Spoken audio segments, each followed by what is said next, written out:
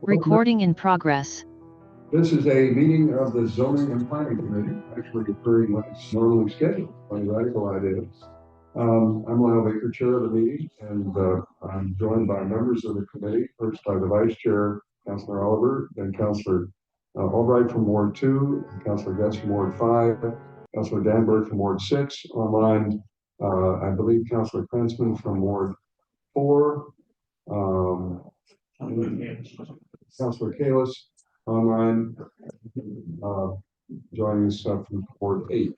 And we have a full agenda tonight, so I want to get started. The first items relate to inclusionary zoning, and we have consultants with us online, and I'm going to ask Ms. Kyra to introduce the item in terms of content, but let me just read the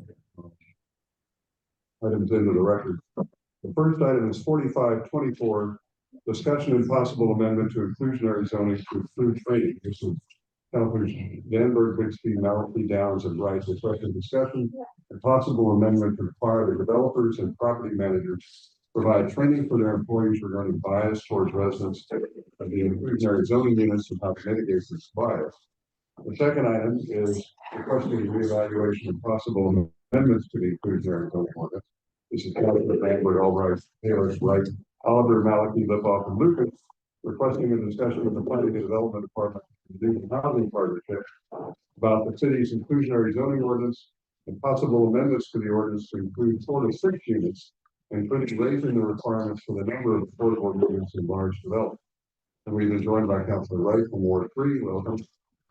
So, Ms. Barrett, you want to set us up here and get us started on this? Sure, thank you. So we have retained consultant RKG to take a look at the inclusionary zoning ordinance. We were scheduled to do a look back this year for the ordinance, and I believe they've done an introduction to the committee already, and now they've been doing some research and analysis and interviews, and they're going to report on some initial findings. So we have Kyle Talente and Jason Mazerovsky from RKG who will be giving the presentation tonight. And we also have one of our planners, Shaylin Davis Iannaco, online as well. Great. Before we start, let me just acknowledge we're joined by 2 other colleagues, Councilor Lucas and Councilor Farrell and Councilor Malachi, 3 other colleagues. So I should count that. Anyway. All right. Carry on, please. Okay, so Kyle or Jason, it's over to you. Oh, and Councilor Block is online with his friend. Good evening, everyone. Do I have the ability to share my screen, or are you going to put it up there for me? I have the ability to. All right.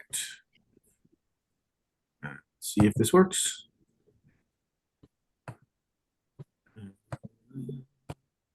Can you see the slide? Yes. Oh, fantastic. Excellent. Well, full screen except how much can we? I'm sorry. Did you say you can or you cannot? We're just trying to figure out how to make each slide as big as possible. Here in the room, I think you're set, Kyle. Oh, okay. All right. Yeah, we can see it. It appears fine online. Yeah, online's great.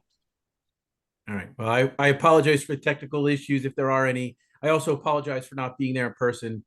I would much rather do these types of conversations in person, but unfortunately I was in North Carolina this morning and I was not able to get back from North Carolina up to Boston in time to make the meeting, or to guarantee I could make the meeting. And so we're doing it virtually. So I apologize for that as well. As was mentioned, we wanted to kind of give you an update as to where we are and some initial findings on some of the analysis. The reality is there's going to be another meeting after this with you all where we'll kind of go through some additional findings for other parts. We were asked to answer several questions around the IZ policy, and some of them, a lot of them involve detailed analysis, and we're anticipating some conversations. So trying to do it all in one night, I thought was going to be quite the marathon. So we'll come back and talk to you at another time. But just to set some tone, because we were asked to provide information in terms of what are HUD thresholds, because we're going to be talking about this this evening as well as in the future. And so we wanted to pull just some information so everybody's on the same page in terms of what we're talking about in terms of income based on household size, which are the columns, and the target area median income, which is the rows. And you can see how they all lay out together. This is important to understand from a perspective of what is then the appropriate amount of rent that could be charged based on the size of the unit and the target AMI that you're using. So we just want to make sure everybody has the correct information. We'll make sure these two slides are in every presentation so that this information is available to everyone. We wanted to make sure it's there so that folks can have the ability to review and understand what those numbers mean. It's attached to the agenda too, so. Excellent. I'm glad. So the first thing I wanted to talk about is some of the responses that we heard back during our interviews. And so we met with a number of. Excuse me, we just may have a technical problem. Councilor Wright? Oh, interviews with who? What? Who are the interviews with? Oh, okay. Well, that's where I'm getting to. Go through and then all the Okay. questions. Yeah. Okay. All right. So we met with housing organizations. We met with for-profit, nonprofit developers. We met with city staff, and we met with development entities, real estate attorneys. We were trying to collect information from folks that are both influenced by the IZ policy and also have a benefit from the IZ policy. And so we sat down with them and asked them a series of questions. And what we wanted to present to you is just basically a very abridged version of some of the responses. And they kind of fell into 4 buckets. When we went through all our notes, we were trying to understand and identify what was the most common points that we were told during those conversations. They kind of fell into the 4 buckets. The first one was rising costs. And one of the concerns that was indicated to us through this process is over the past few years, particularly COVID, so 2020, 21, 22, the cost of construction, the cost of development has gone up substantially, both from a market-based factor, which is things like interest rates and the cost of materials and the cost of labor, the cost of energy, but then from a regulatory side, this is the number of things that have come online that require additional cost to a development project like the electrification policy. And so that was one of the things that came back to us as we were looking at this from a financial feasibility to try and understand how the world had changed between when we did the analysis last time in 2019 and to when we're updating the analysis now in 2020. And that information kind of got flowed. We were provided information from the folks that we interviewed, and that flowed into our model, and it obviously affected financial feasibility. The next tranche of conversation was around the approval process, and we were asked by staff to take a look at the current process and give some advice on ways to potentially create efficiencies or additional effectiveness in it. And so of the feedback that we received during our interviews was around things like the length of the process, saying it'd take an awful long time to go from I have an idea to do a project to when it gets in front of the full city council. And from that perspective, the point was the time value of money. The longer it takes, the longer I have to incur costs to pay the mortgage on the land and the costs of the financing for some of the process that I'm doing, the attorneys that I have to pay for and the engineers. And so there was a conversations around that. There was also the conversation which kind of bled into the previous conversations around the cost of compliance and some of the requirements that are required to do. We did an analysis of projects that have been developed in the past couple of years, and we learned that on average, the cost of complying to city requirements like the tree ordinance and electrification ranges from anywhere from, I believe it's about $9,000 to $13,000 per unit. And so that's a cost that must be borne by the developer in the process. By no means saying those shouldn't be done, but just recognizing the fact that there are costs that go on top of development that have nothing to do with the actual acquisition of land or the physical construction of the project. There was a couple of comments around the process is a little bit inconsistent from time to time, particularly around, and this goes towards the last point, which is the renegotiation of terms. A couple of examples were given to us that, you know, there was negotiation with this body, with engaging with the staff to trying to get to a resolution that gets the project in front, and then There was some indication through examples of folks saying then when it was time to go in front of the full council for approval, there were conversations around renegotiating terms that had come out of the P&Z. And so the comment around that was the impact of the lack of consistency or predictability. And when you get predictability and consistency lower, that increases risk, that increases the potential for costs. Because I may go through the process and the process takes me 2 years and I get to the goal line and then the agreement changes and then I have to try and figure out how to make that happen. And if I can't figure out how to make that happen on the spot, then we go back and then we have to kind of retreat in the process. And so those were some of the points that we were told about the approval process. We're not at a point where we're ready to make some recommendations on that because we're still kind of going through it internally ourselves, but those are some of the points that we heard. The next part of the conversation was the discussion around how to potentially use the IZ to go after lower income levels, lower AMIs. And basically, the summary of that point is we're already getting asked to do additional things through some of these other regulations. We have the rising cost of development, and now there's the potential of being asked to go even further in terms of reducing the revenue without any sort of relief or any sort of accommodation somewhere else. And this is a conversation I have with just about every one of my clients that I do IZ or any sort of housing policy discussion is there is and my apologies for being crude, there's a bucket of money that developers understand that's going to be the process for approval. And then the vast majority of the times they're indifferent about how that bucket of money is used for transportation improvements, housing affordability, public art, whatever, streetscaping. Where the money that in that bucket kind of gets used is immaterial to them, but the depth of the bucket is limited.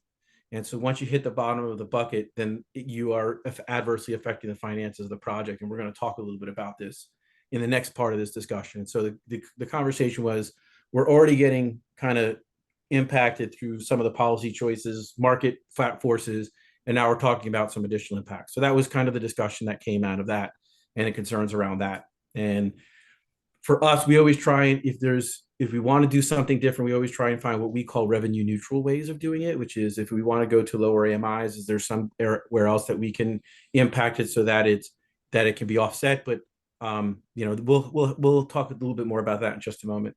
And then there was a lot of conversation around the request for on-site resident services. And there was a lot of feedback, and I'm not going to say unanimous, but it seemed to be the consensus around the potential challenges of doing that. The first one was smaller projects particularly that provide less than 10 IZ units will be disproportionately impacted because the cost of providing on-site services don't go down just because you have fewer units. And so that's a pretty substantial cost that would have to be absorbed over a smaller project. The next was the difficulty to predict and manage. Interrupt just a moment of clarification. Can you just for the group, for the committee and those watching, explain what resident services are as you understand them? Because Sure. Sure. I appreciate that. And so resident services can be everything from an on-site individual that is knowledgeable in everything from providing assistance for people with disabilities to helping them identify ways to get assistance for their inability to pay rent. So resident services, kind of my understanding and what has been brought to our attention is the ability to help an individual or a household that has needs beyond traditional, things that landlords are to provide. So like my fridge doesn't work, the light needs to be replaced. That is a service that is required basically of anybody. I can't afford to pay my rent this month. I need help. I have a physical or mental disability. I need help. I'm feeling anxiety or stress. I need help. Those sorts of things are what have been defined to us as resident services. So these are assistance, whether direct or indirect, that go beyond the typical requirement of a landlord to provide a safe and habitable housing unit. Thank you. Yep. The second thing, so the first was the impact on smaller projects. The second thing was the challenge to, Counselor Kalis, another clarifying question? Yes, on the first page, I mean, is P1 and P2 person one, person two for the AMIs? 1P is one person household, 2P is 2-person household, That's all I 3 need. is Thank 3 you. persons household. Yep. Sorry about that.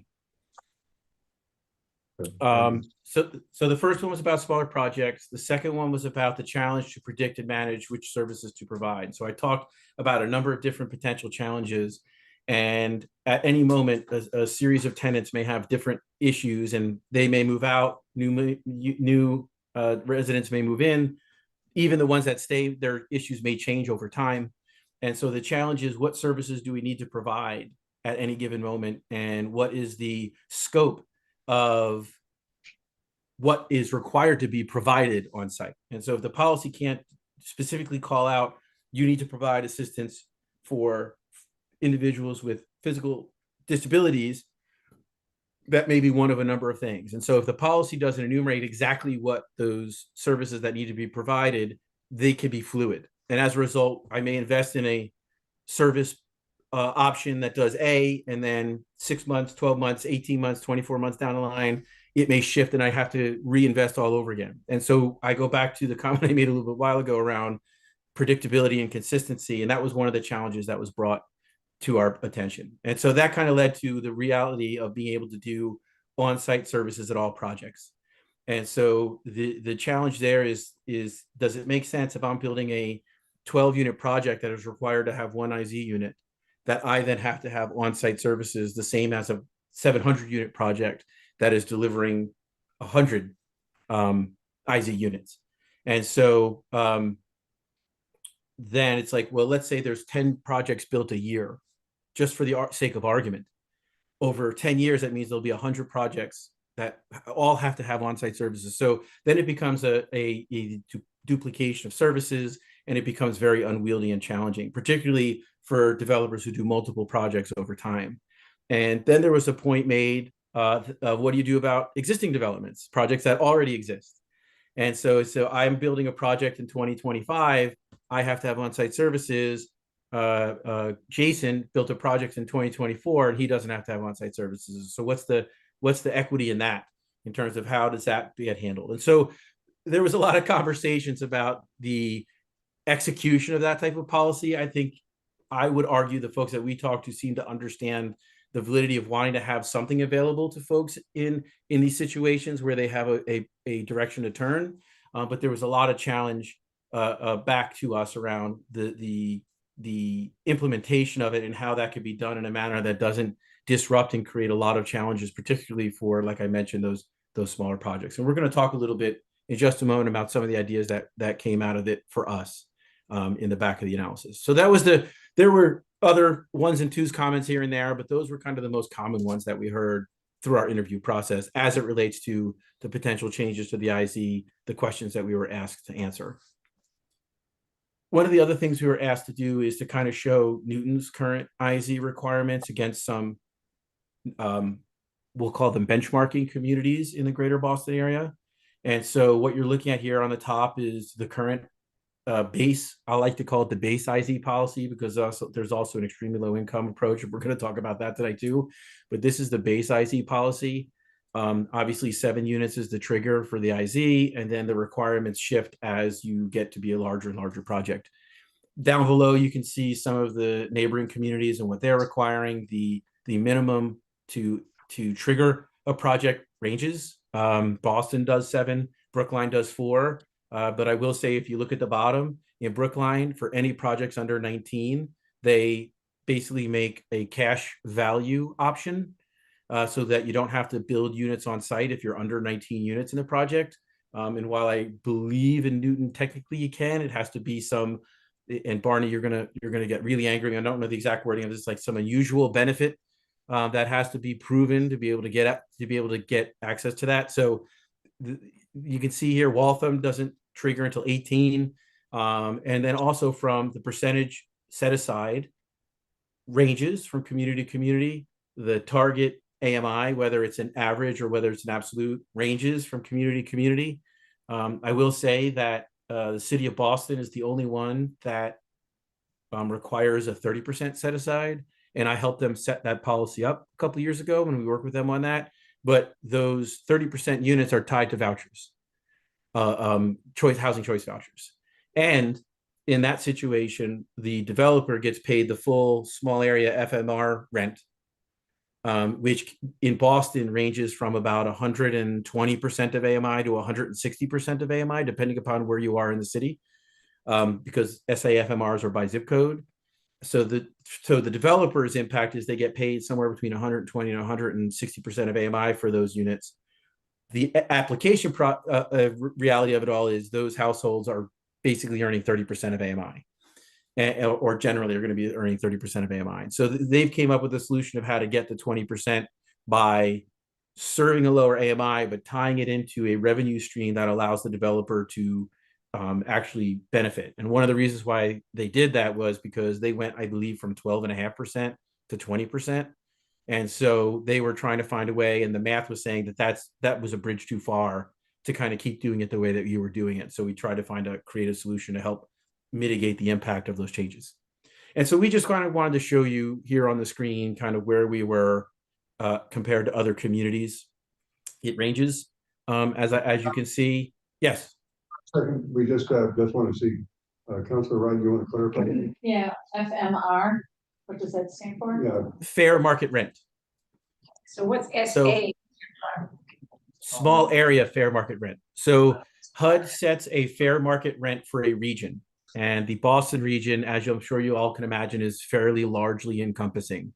And so communities like Lowell are part of the Boston metro region, as is the city of Boston. And I think what HUD has realized is that the average for the region can benefit some communities like Lowell, where a developer may get paid a higher rent than what the market is because Lowell's going to be on the lower end of the spectrum. And it could adversely impact more expensive communities like Newton, where rent is probably going to be above what the average fair market rent is for the entire region. And so what they did is they calculated what they call small area FMRs or SAFMRs, which, as I mentioned, are tied to zip codes. And so each zip code has its own calculated fair market rent that they apply to vouchers. It's not to IZ policies directly. IZ is set to the regional AMI. The vouchers are tied to those FMRs. And so communities are allowed to effectively choose what approach they use to determine which FMRs. Most communities use the SAFMRs because they understand that they want their market to be their vouchers to be used correctly to what the market is, so they don't create financial hardship. So in the Boston example that I mentioned to you, you're doing something in Seaport or Beacon Hill, you're going to be more in the 160% of AMI, which is the small area FMR, as opposed to, say, Mattapan, where it's going to be at or below. It's going to be more like the 120, 120% of AMI rent equivalent. So that's what FMRs are. in a minute more. Councilor Kalis, again, questions or clarification? You decide what this is, but I'm wondering if Kyle can talk about the success or lack of success of these programs we're looking at. I'm happy to. I can't speak to every community. We haven't worked in every community, but we worked with the city of Boston, and they implemented this policy, and the applications in Boston, based on the averages prior to COVID, have gone down. But that has been a reflection in a number of communities because the market has cooled off a little bit since then, as construction costs have continued to rise. Brookline, they have been applying this for a while now, and they have seen pretty steady development because they haven't made substantial changes to their program. Cambridge they have gotten more success with their 100% affordable, basically zoning bypass, where developers come in and they have 100% affordable projects. They don't have to go through the process. It's kind of more like almost like a friendly 40B approach, if you will. And so they've had more success with that than the 20% at 80. Cambridge also benefits from the fact that a number of their projects are tied in with life sciences. And so the life science component is so profitable that they've been able to help make the 20% and 80% of AMI successful. If you guys have read the Boston Globe recently, you see that the life science market has cooled off quite a bit, and we're not seeing the crazy growth that in that market as they had in the past. And so I'm intrigued to see how that affects their 20%. Not in here is Somerville, and we're working with them right now. And they're reporting that they've had a slowdown in applications since they jumped up to 20%, I think, in 2019 or 2020. Impactful because unlike Cambridge, Somerville isn't that strong of a life science market, and so they didn't have a way to kind of make that jump. So it's a mixed bag. The challenge always is, and we're going to talk about this in just a moment. The challenge always is when you increase your requirements, even when you're not coming out of a recession and you're not coming out of a jump in construction costs because of supply chain issues, it has a financial impact on development. The reality is you are requiring less revenue into a project. And so how much change you make is usually the determinant factor of how impactful that is on the pace of development. So I hope that answers your question, Councilman Kalis. All right, so moving on. So there was, like I said, there was a number of questions asked to us to answer. We're going to answer a handful of them tonight. We'll answer the rest of them next time. But one of the questions was, does Newton's current IZ calibration, the two-tier process, need to be adjusted? Is it still relevant? Mike, just a little closer to the mic on that. I didn't hear you clearly. I'm sorry. Is that better? Yes. Mhm. Okay. I'm sorry. I'll lean. I hate to have giant head on the screen, but I will lean forward to make sure that I am closer. So, so the question was around, does the two tiers need to be adjusted? And our analysis said, in short, yes. And what needs to be adjusted is there is a challenge in the marketplace to find tenants for the 110% of AMI units. And this is not a problem that Newton is experiencing alone. Somerville also has a 110% component, and they're also experiencing challenging. And basically what we've been told is that households making 110% of AMI, and just to run back for a second, you can see here, we're talking about households making between $114,000 and $163,000. So households that are earning that much money have choice in the marketplace. They are able to find market rate units that don't require them to, one, income qualify and to go through the application process, two, be verified year over year to make sure that they're still within that band, and three, and this is not Kyle's words, this is information that was fed back to us, is have the impact of living in an income controlled unit.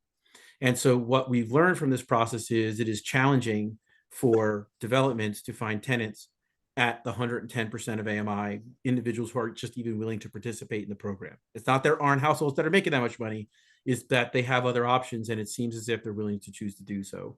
In fact, in Somerville, and the reason I know this is because we're working with them on their housing needs analysis for them right now, is there is a 110% of AMI project that has there is a project in Somerville with 110% of AMI unit that's been vacant for almost 2 years now. And they're struggling to find a tenant for it. And so while I respect and understand the desire to have a continuum of price points in the community from an implementation perspective, what we're learning is that's very, very challenging. And so our solution, the recommendation, is to remove that second tier and then adjust them back into the main 65% of AMI average.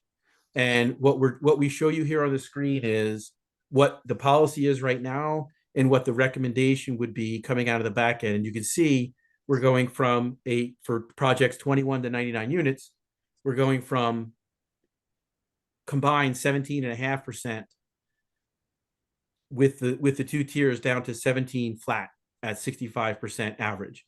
And when we did that analysis, it maths out to be revenue neutral. And what that means is the return to a developer under the current policy is really, really close, within a couple hundredths of a percentage point or couple of basis points for the value equivalent. And so from our perspective, the strategy should be, let's move from this two-tier system that's not working and implement something that will work, that will generate more units between 60 or 50 and 80%, and adjust the percentages to reflect a financial revenue neutral strategy.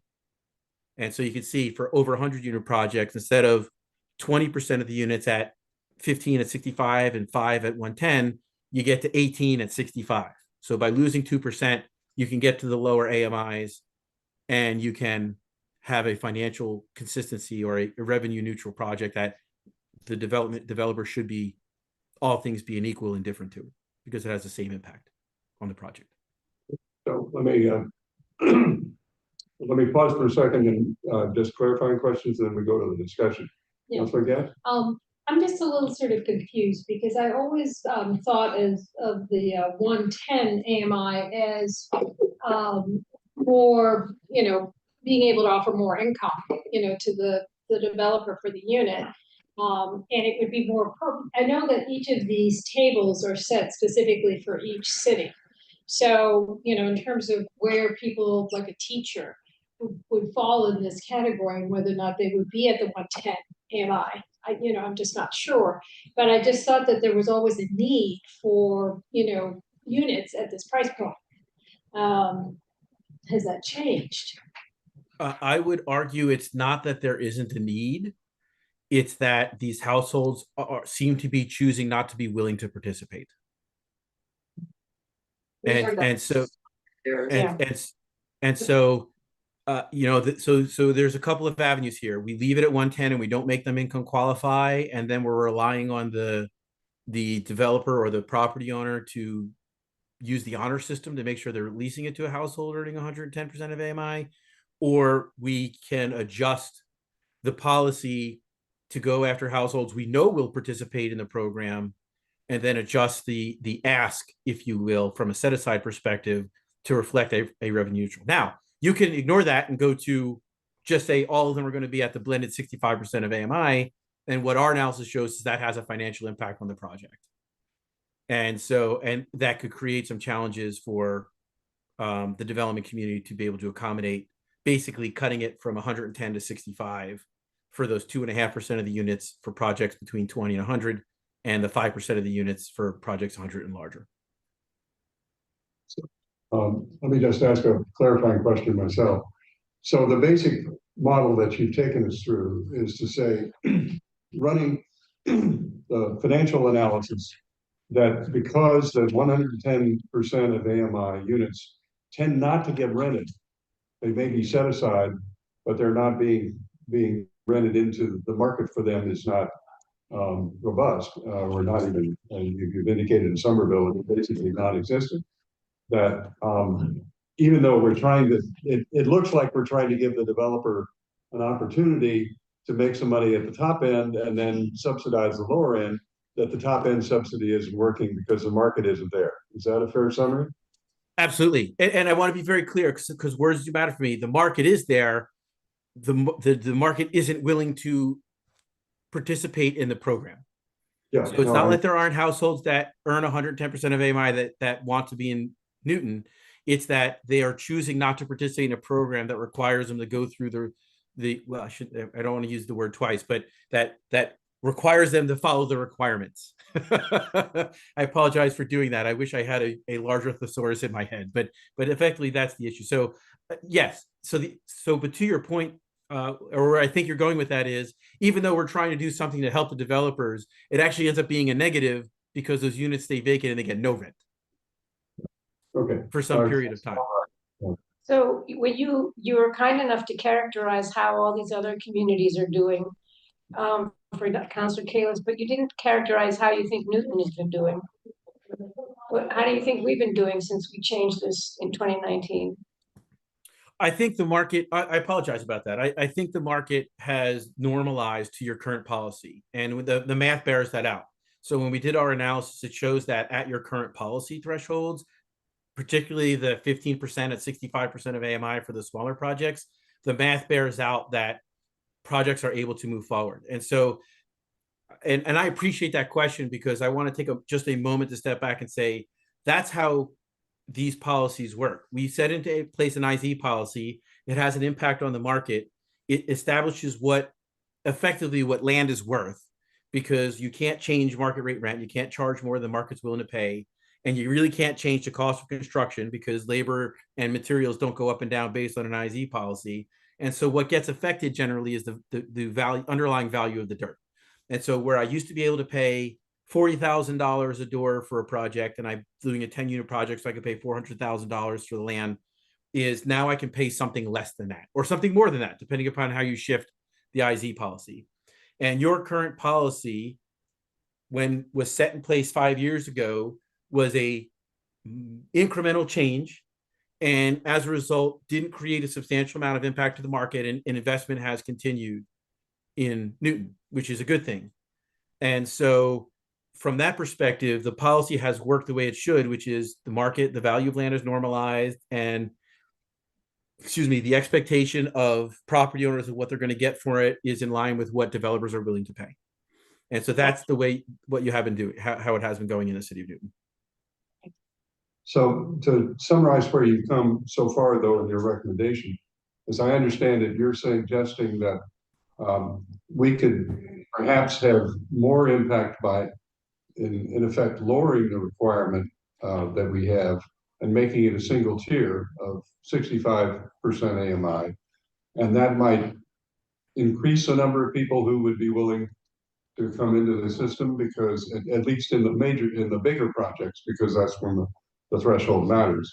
I think it will create at worst a revenue neutral impact, but more importantly is you're actually going to serve households, because an empty unit doesn't serve anybody.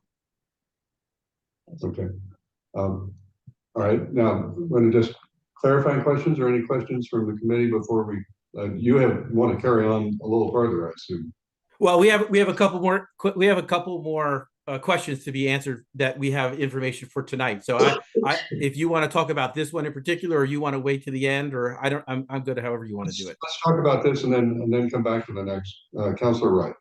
So, what's stopping us, and I like what Boston is doing, is that a couple of the units are set aside at 30% AMI, but they're using vouchers to bring it up, because that's a big complaint from affordable housing people, is that we don't have 30% AMI. Generally, developers don't want to build 30% AMI units, but I think it's a great idea.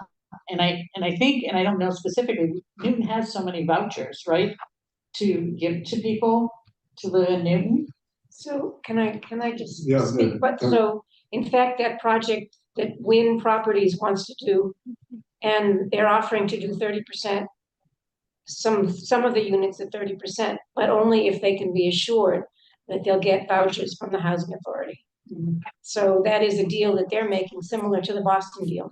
Which project is that? It's Newton Gardens. It's an affordable housing trust project. Okay. The one on North Street. But could we do something like that and require it on some of the bigger projects, and saying, 2% of the units have to be at 30% AMI, but we'll make up the difference with a voucher?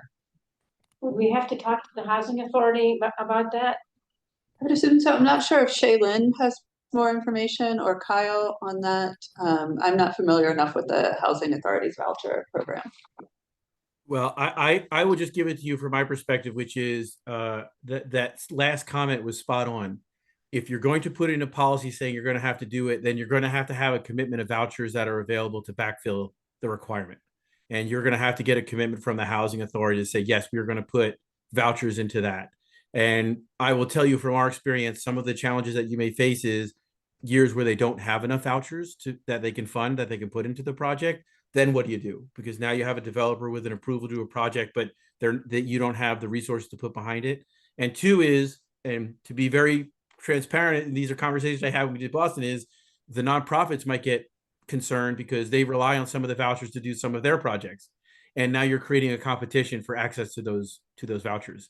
So you're going to have to make sure that you have the wherewithal to be able to address that for projects that come to the city of Newton. So that, from my perspective, is you need to get a commitment from the housing authority that can work, and that it's not going to upset the apple cart. Because if you don't have the vouchers available, then what do you do? What's the solution? So I want to ask one other clarifying question. If you, the big arrow on the screen goes to a single, right? 17% at 65. Now, part of the rationale for that is that there is an opportunity at 110%, which is actually not producing any occupancy. For a variety of reasons that you described. So it's simpler to go to a smaller percentage of the 65. The question, I guess, maybe is going to come maybe later, but just I'll put it out there. What Councilor Wright is articulated was an option that would go to below that 65. But I guess the question is there any value in our ordinance giving the developer a choice and say, if you can get commitments for vouchers, we would be delighted to see you come in at, with some component at a lower number? Or is it a question that you just have to make sure the vouchers are there from your other housing authority or other sources in order for that to even be a realistic possibility? In other words, you don't want to offer an option that turns out to be an empty option, if that's the case. Am I clear? You're clear to me, so I'll give you my answer, then Barney can give you the correct one, which is I believe the policy says no greater than 50 and no greater than 80. So if you wanted to do 30s because you had commitment from the housing authority, that would qualify as no greater than 50 because you're serving a household at less than 50 or less than 80% of AMI. Now, Barney, you can tell them the facts. Not Barney tonight, it's Jen. Oh, okay, I'm sorry. Sorry, Jen. You can tell them the facts. My apologies. I can't see the whole room. You're channeling Barney. Channeling Barney. Yes, that's correct. We have talked through this with the law department in the past as well to confirm that you can go lower, because honestly, the language in the ordinance isn't 100% clear on this, but we have reviewed this, and the interpretation is that yes, you could provide at a lower AMI. So that is always an option. I don't know that how often it gets used. Well, I think part of the opportunity this raises is two things, it seems to me: making the ordinance crystal clear, so it's not ambiguous, and then second, having some administrative guidance to people who come in the door and say, I'm interested in doing a project, and then saying, okay, you can do it in this range, but you need to find some housing vouchers or whatever. And that's the complementary administrative side to the regulatory form of the ordinance, it seems to me. But okay, questions, Councilor Wright? So there was a lot of talk about on-site services, but I don't think we have a requirement right now for on-site services. We don't, I believe, is that part one of the docket items? That was one of the things that they were asked to respond to.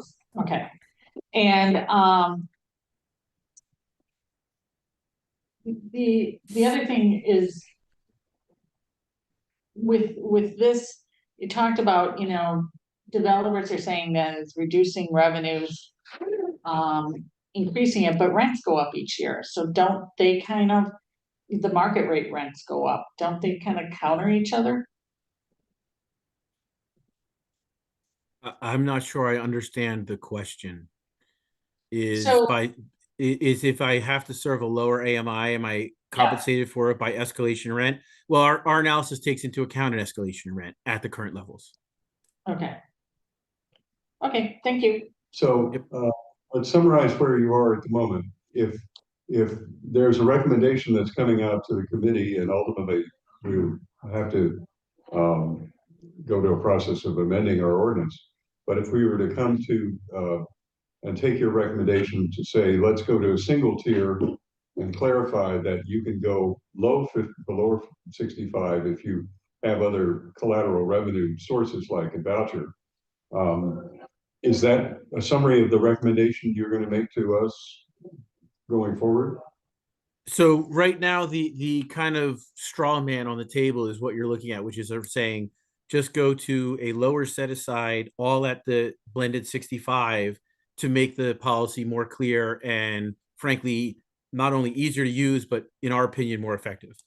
We haven't done any analysis around what would happen if you, like, for example, the question of 2% of the units at vouchers, because one, that wasn't one of the questions asked to us, but two, we don't know if the housing authority can or even would be able to commit to something like that. Now, the other part that you asked about, which is we will work with staff to clear up the language to make it crystal clear to a potential developer that you can go below the requirements if you have other resources, and that will count towards your either 50 or 80, depending upon what you owe us, type of thing. All right, so I'm going to recognize colleagues. Can we actually close the door now? I think we've got everybody here. Thank you. Ms. Conley. Can I just do it? Yeah. Councilor Wright, and then I'll come to Councilor Albright. But in general, I don't think any developers really want to go lower. And then if we put the burden on them that they have to go get the vouchers, I don't see it really happening hardly at all. And putting it in our zoning would force that. But again, we have to take a look at the voucher thing. But if we give them the option, oh, you can, charge, do 30% AMI, but you gotta go find the vouchers and, what happens if, there's nothing for a year and things like that. That's allowed to put on the No, developers. Councilor Albright. So along those same lines, I was thinking, well, if we, is there any bonus to be offered to people who are willing to do the 30% with vouchers? But on the other side, I don't think the housing authority can assure us that every year from now on, if they get them this year, that they have them at the same rate or at the same cost in the future. So it feels like a very iffy thing to put into our ordinance. But I'd like to see it looked at though. Well, I mean, so along those lines, is there a bonus to be offered if they're willing to go the extra mile and do the 30% with vouchers that they'd have to seek? Can we offer them anything in return? Well, I will say that there is already in the policy an option if they're willing to go to 30% of AMI, and we're going to talk about that in just a minute, that they're not taking advantage of, and we'll talk about that. But I don't want to conflate these two discussions, but there already is what's called an extremely low income option that adjusts the set aside and then brings in 30% of AMI units that actually provides benefits financially to the developer. And as of right now, and Jen, correct me if I'm wrong, no one has taken advantage of it. And we talked to some of the developers about it. And there was the comment that was made earlier is correct, that some have apprehension around just developing 30% of AMI units, particularly without the voucher. And there was other commentary that they just didn't even know the program existed. And so I don't want to conflate that conversation with this conversation, but to answer that question that was just posed, you already have something in your policy that tries to get down to 30% of AMI that actually, from a financial perspective, benefits developers, but no one has taken advantage of it. Well, I Now, just this want, is 30% without vouchers, just so you I understand. really wonder if anybody even, as you said, maybe they don't even know about it. Because I think I've forgotten about it myself. And Kyle will get to this, but it also requires on-site services. Oh, that's right. I'm sorry. You're right. I forgot about that part too. Thank you for the reminder. Just to get us to this point, we're understanding that your recommendation is to clarify our ordinance and to adjust the set aside from what we have now, which is a two-tier system for the units of 21 and up, to a single-tier system at a lower percentage. Is that a fair summary? Yes. Okay. So why don't you carry us to the next stage of your conversation? Councilor Wright. Wait a minute. Let me just sit down. How do we calculate if they pay in instead of having a unit? Where is that calculation, or how is that done? That's the That's next thing. next, I'm jumping ahead. It might be in there, but yeah. So, Okay. We'll get you there. We'll get you there. all right, but let's, That's everybody clear on where we are so far. All right. Let's go. yes. All right. So the next question was, what are the implications of lowering the threshold from the existing average to 65% of AMI to a lower average target AMI?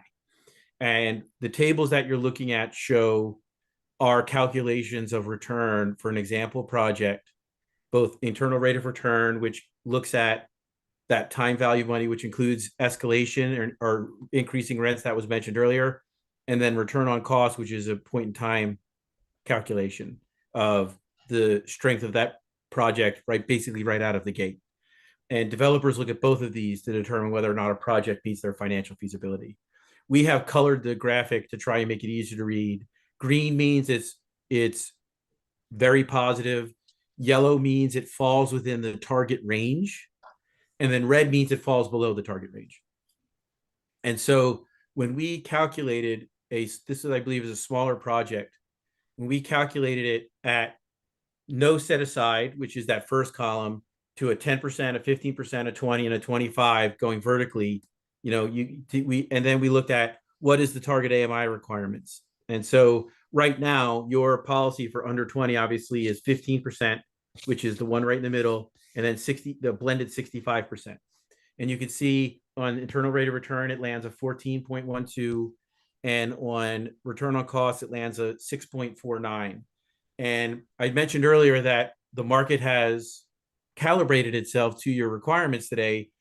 14.2 falls within the range. I'm going to round 6.49 to 6.5, which falls within the range. And so when you ask the question, how are we doing? Right now, the market is adjusted to it. If we lower the AMI requirement or we increase the set aside requirement, you can see that it has further negative impacts on return. So going from 15% at 65, for example, to 15% at 60% of AMI lowers your IRR about 30 basis points or 0.3%. And it lowers your return on cost about 8 basis points. And so now you're going from a 6.49 to a 6.42, which is now further in that zone where developers are feeling uncomfortable doing development. And so before you ask the question, is 0.08% really that important? And the answer is yes, because they're not looking at it for this project in particular. They're looking at the opportunity cost of doing this project as opposed to doing a project somewhere else or a different project. And so when we looked at this, the reality is that the question was asked earlier, the market is now calibrated to what our requirements are. And so if we reduce the requirement, the average from like 65 to 60 or 65 to 50, you can see the adverse impact that has on return. Now, can a developer make that up somewhere else? In theory, because our model and we were above board with this from the beginning, is looking at averages of the marketplace. So some are going to be better, some are going to be worse. But on average, if you try to lower it, the further you go, either with a higher set aside or with a targeted lower AMI, you're going to have adverse impacts on the return of the project. And how long that impact lasts and what that means long term is challenging to say. But as of right now, when we look at the data, that if we were to lower the target AMI even 5% from 65 to 60, or if we were to increase the set aside from 15% to something else or whatever, you can see that the adverse impact that it has on return. And so if you're looking at it from a revenue neutral perspective, and I mentioned this before, and you're going to hear me say that, if you look at it from a revenue neutral perspective, is that going any further at this point in time isn't revenue neutral. It will be revenue negative. And our analysis shows that it could, for the average project, push it into a place where it can't hit market expectation returns. Now, we're not really at a place to make a recommendation on this right now. We wanted to show you the data for you to understand it. We will have a recommendation for you when we come back and talk to you the next time. But I wanted to show this information so you could have it and you could see it and you could be able to look and reflect upon it when we get together and we talk about it the next time. Questions, comments, committee? Others? Councilor Guth. Just if you could, this analysis was for a 100-unit project? It's for a 25-unit project. Sorry, I should have. Thank you, Jason. Yep. Only What size 25? did you say? 25. Yes. 25. Yes, we just gave you an example of a 25-unit project. In fact, the analysis was done at various different sizes. Okay, but it would be very different for a 300 or a 400-unit project, correct? It would be different. It would not be very different. And the requirements would be different. Because at 25, you're at the 15% at 65 and the 2.5% at Well, just 110. Okay, I'm just talking about 100+ units. Just in terms of the analysis for 100+. Yeah, we have that. I usually put it on the slide because we wanted to kind of just give you an example. Anyway, but I'm appreciating that this is for 25 units. So. I guess my point is the analysis isn't very different. The results aren't very different. We just gave you an example project to show you what it looks like. So let me just clarify again. Your prior recommendation was to go to a single tier at a lower number at 65. You've got an analysis that you're running on this data. Is that going to change that recommendation based on your second round? Okay. No, the only thing this analysis is, instead of going from the blended to, let me go back. So instead of going from the blended for 21 to 99 to 17 at 65, this is answering the question, should we go to 17 at 60 or 17 at 55 or 20 at 65? And so this is answering, should we have two tiers? And we're saying no, and we're showing you a revenue neutral option to avoid what we're talking about. This is talking about, should we adjust it then further from what is the initial recommendation? And this says basically no. Sorry. Once again, we're not at a place right now to make a recommendation. We wanted to show you the data. At face value, it's showing that it will have an adverse effect. We want to do a little bit more analysis on this. Jason and I want to do a little more analysis on this before we come back with a hard recommendation. But we wanted to show you the data and the analysis that we did to this point in this particular one. Councilor Albright. I just want to make sure I understand. Can you go back to the last slide, one right before this? So this is a slide that talks about getting rid of the 110% and going from 15 to 17, right? For the 21 17 and a half to 17. Because you have to add the 15, it's 17 and a half currently for a 21 to 99 down to a 17. So you're lowering the AMI, but you're also lowering the percentage set aside requirement to balance it out to get to a revenue neutral situation. Okay, And and the change Yeah. at 100 is going up a little bit, from 17 and a half to 18? No, the 100, it's 20.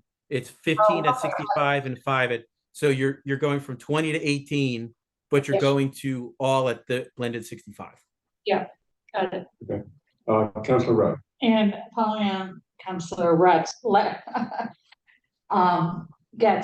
it would be good for the next time to see this chart for 100+ units. Absolutely. No, not a sweat. I appreciate that. I'm more than happy to do it. Thank you. Especially since that's when we'll be coming back with some recommendations. Carry on. All right. So the resident service issue, we talked about this. We did try to model it in the model. There's a couple. Well, first answer is by requiring on-site services, even if it's just a full-time individual, has a substantial impact and makes projects less feasible. The greater challenge is it's impossible to show exactly what those services would be from project to project because we don't really know. And so as a result, we can't really nail down a specific number other than the straw man, which was just add an on-site person.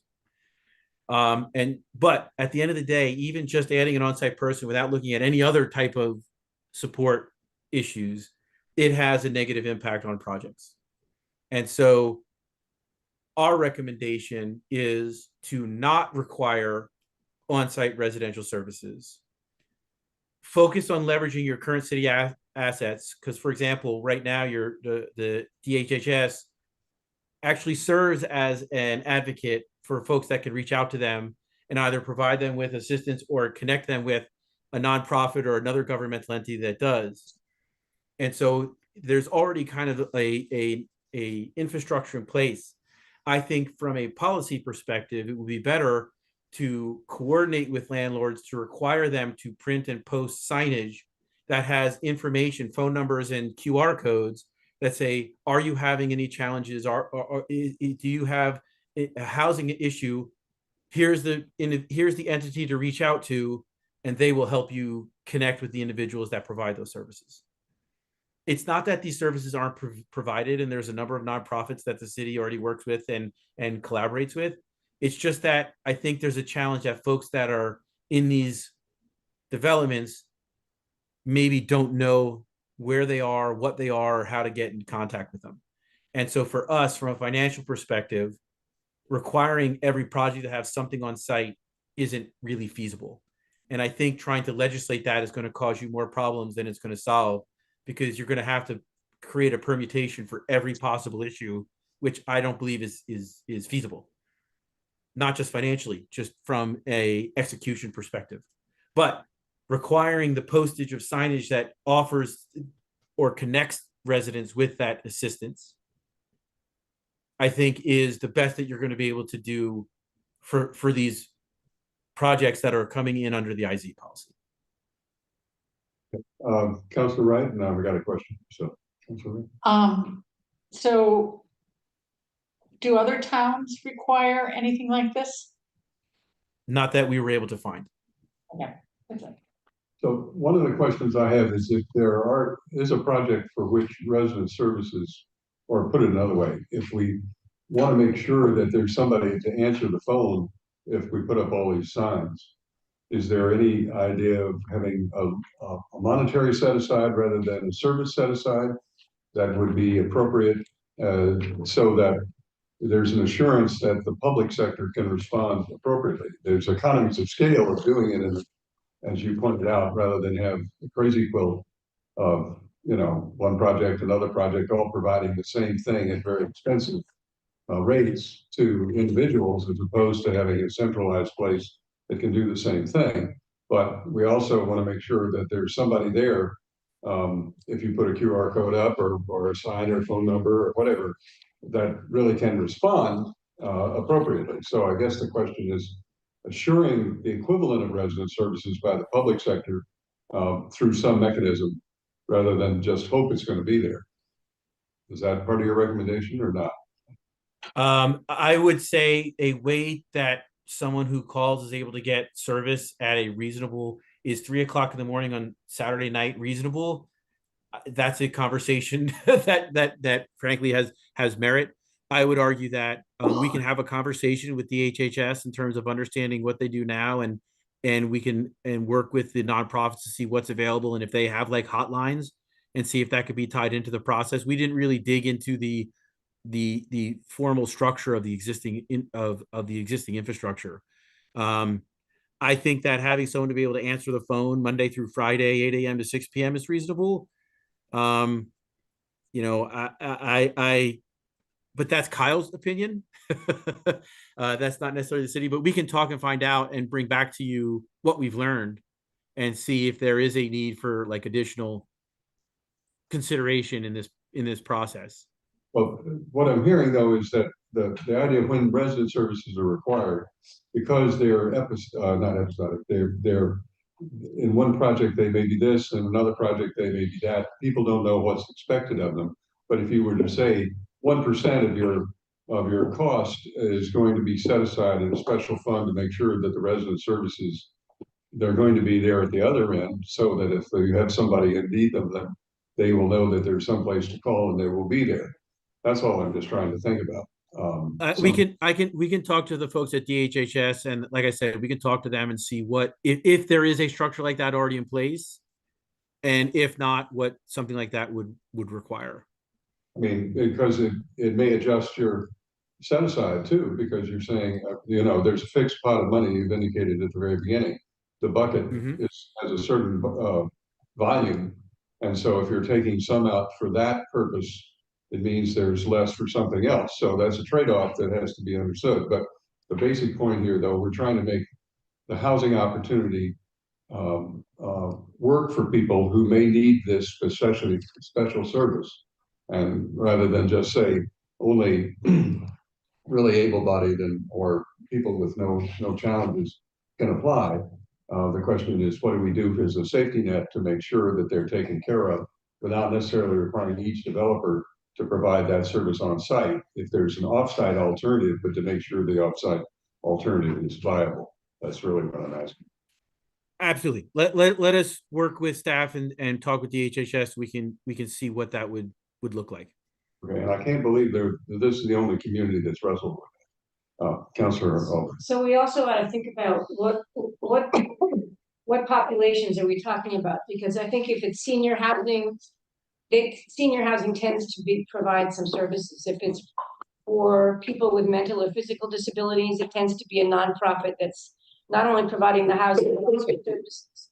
So is this just, I lost my job, how do I find a new one? Or, I just think we need to think about what kind of services we're talking about that are the general kinds of services, not the specific. I think that's a fair question. Okay, you want to carry on? Sure, absolutely. The next conversation is around the partial unit payment rule. Someone asked a question around what that is and how that works earlier. So as you can imagine, depending upon how many units you're going to develop is going to determine how many IZ units are required. And in many cases, it's going to end up with a fraction. 1.25 units, 1.4 units, blah, blah, blah, blah, blah. So right now in the policy, it says a calculation of 0.45 or above must be rounded up to the next whole unit. So if I owe you 1.44 units, I owe you 1 unit and then a partial payment equivalent to 44% of the partial unit payment value, which I believe right now is $650,000. If I owe you 1.45 units, then I actually have to deliver 2 whole units in the project. And so that's how the policy currently works. The other part of the policy is the first unit, and Jason, correct me if I'm wrong here, the first unit can be at 80% of AMI. If you only owe 1 unit, it can be at 80% of AMI. And then after that, it's at 2 or more, it's averaged between 65 and 80. Is that correct, Jason? Did I summarize that? Yeah, it's 65% average once you get to the 2-unit delivery. Yeah. Yeah. Okay. The 50 to 80 range.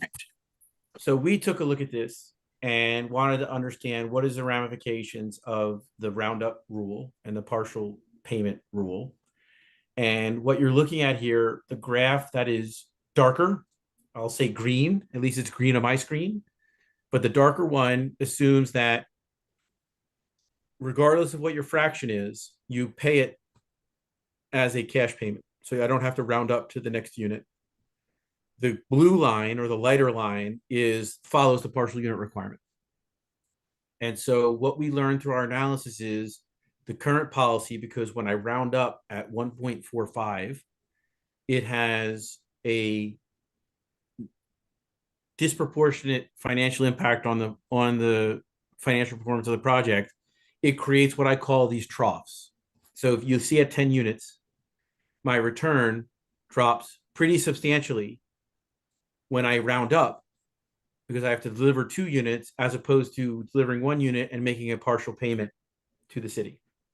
So what is the practical impact of that?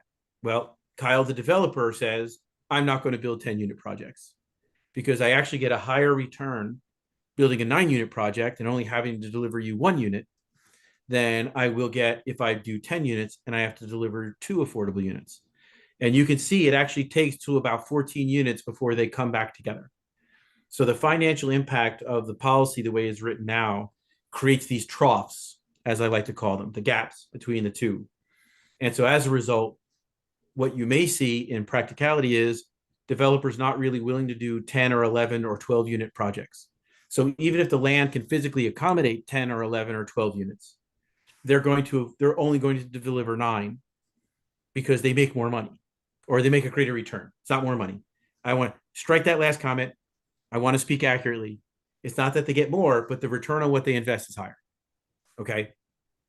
And so from our perspective, our recommendation would be to eliminate the roundup policy and go to straight. If you owe us a fraction, you pay us that percentage calculated against the $650,000 rather than make you round up artificially to 2.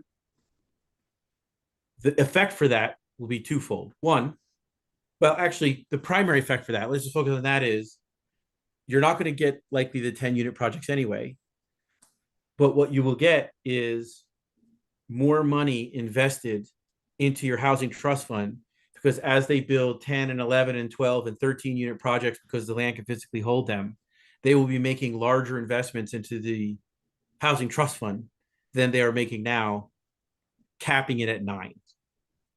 And so for us, going to the purely percentage calculation approach will not affect the delivery of units and will actually create more revenue for your housing trust, because they will be building these projects if the land can hold it, and as a result be making larger payments into the trust.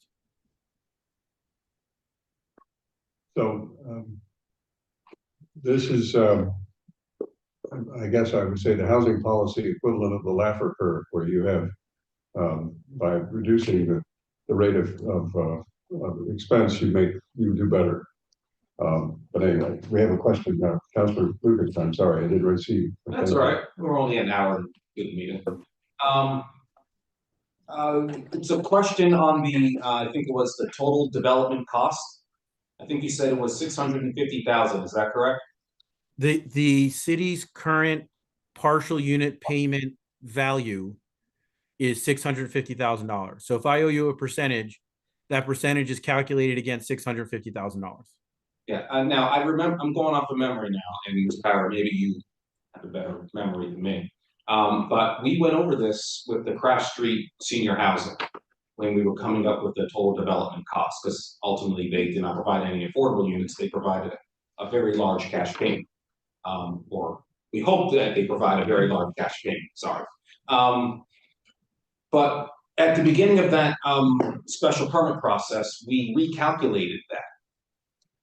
I think it was somewhere in the 500,000 range, and then we recalculated it, went up to 650. My memory is that we're supposed to do this every 3 years. Correct. So we're at the 3-year mark, right? That was 2022, it's 2025. Miss Davis Ainako has her hand up. She's more of the expert on this. Okay, please. Hi, everyone. So the Newton Housing Partnership will approve the updated TDC. Technically, I believe it was last calculated in July 2022. Oh, and sorry, I just noticed my camera is off.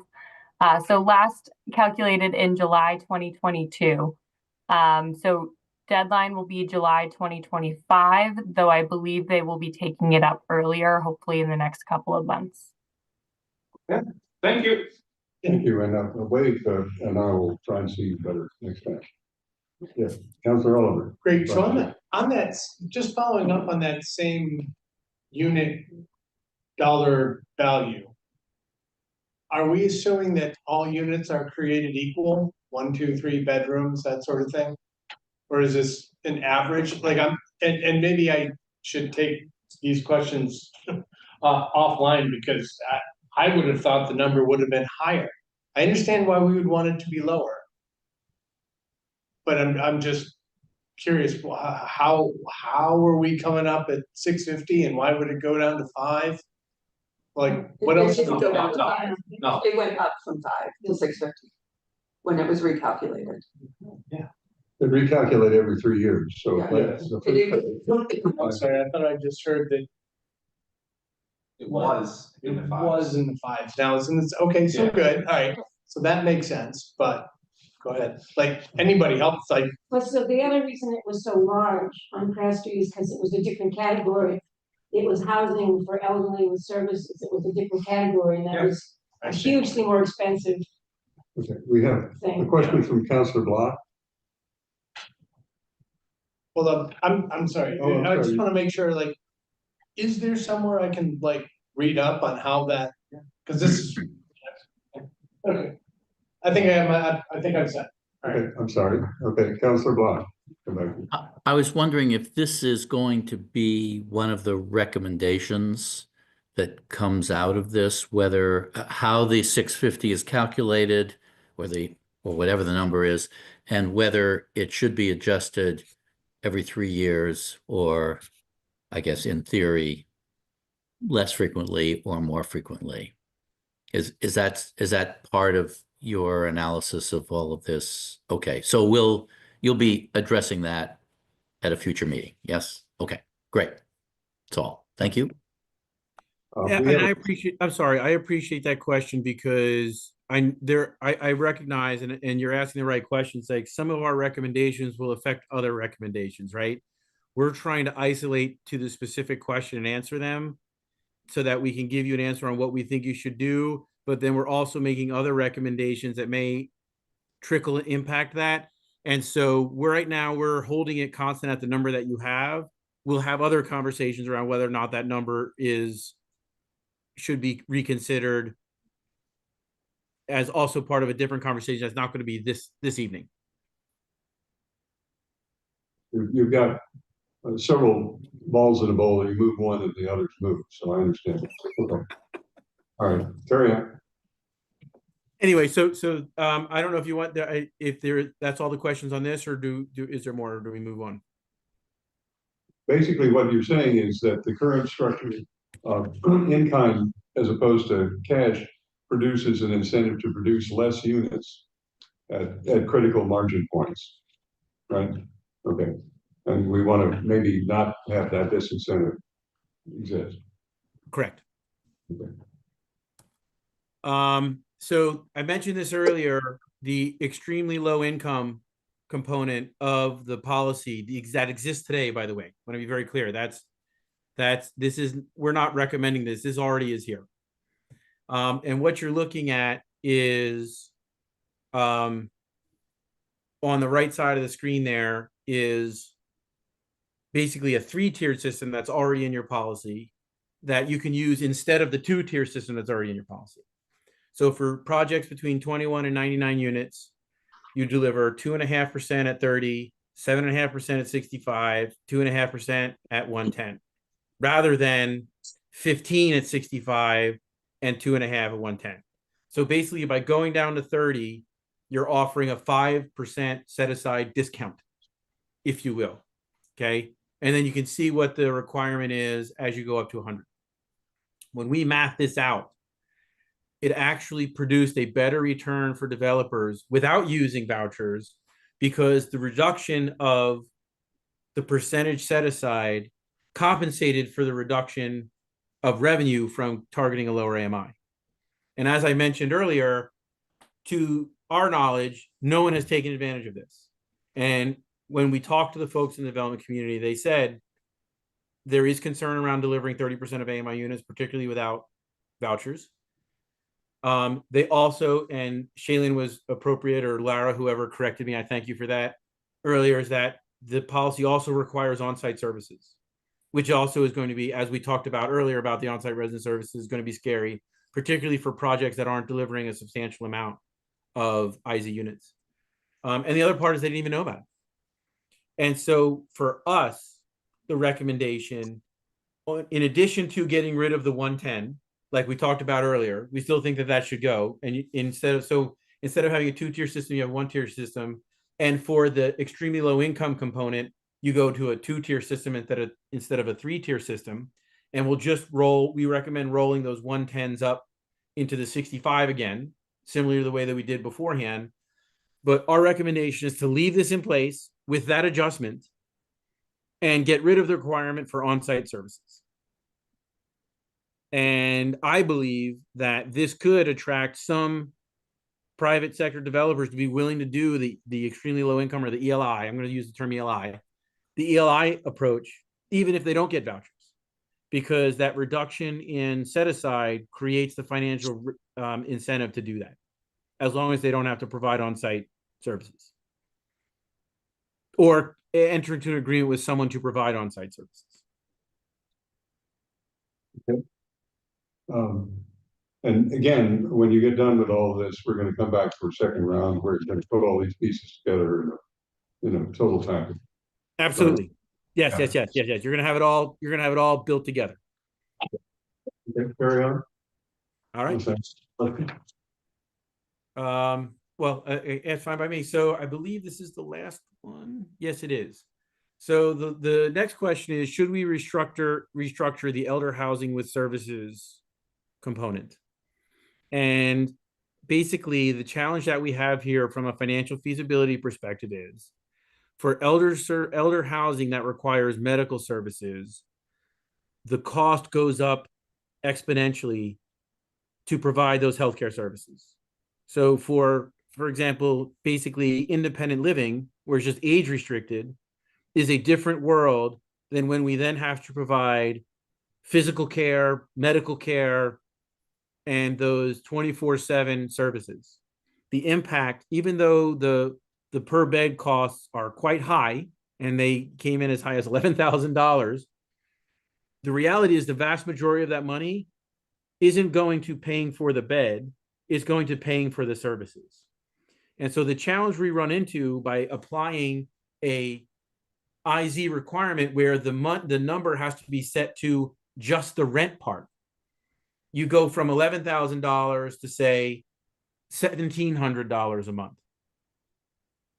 And so that is substantially impactful on a project. And you can see here what happens when you apply that in our numbers, the impact of even going to a 10% set aside at 80% of AMI in a project like this, how it just wrecks the financial feasibility component of it. It's just not feasible to be able to have to provide that expensive level of care without being able to collect the money. So to repeat, that $11,000 per bed cost that we captured in our research isn't just rent for the bed. In fact, the rent for the bed is a small part of that. The vast majority of $11,000 is going towards the care. And if you're going to say you have to income qualify this person and you can only charge, let's say, $1,700 a month because they're at 60% or 50% of AMI, that's almost $10,000 a month in lost revenue per unit that you have to do that for, per bed. And so it wrecks it. Our recommendation is to continue with the requirement, but make it a cash payment in lieu at that $650,000 or whatever it ends up being. So rather than providing on-site units in this case for these, our recommendation to you is to capture the money that they would, if it wasn't an income control project, that they would have to pay, and use that to do 100% affordable elderly housing with services, and earmark that money to be provided into a project that you can do in partnership with a nonprofit, for example.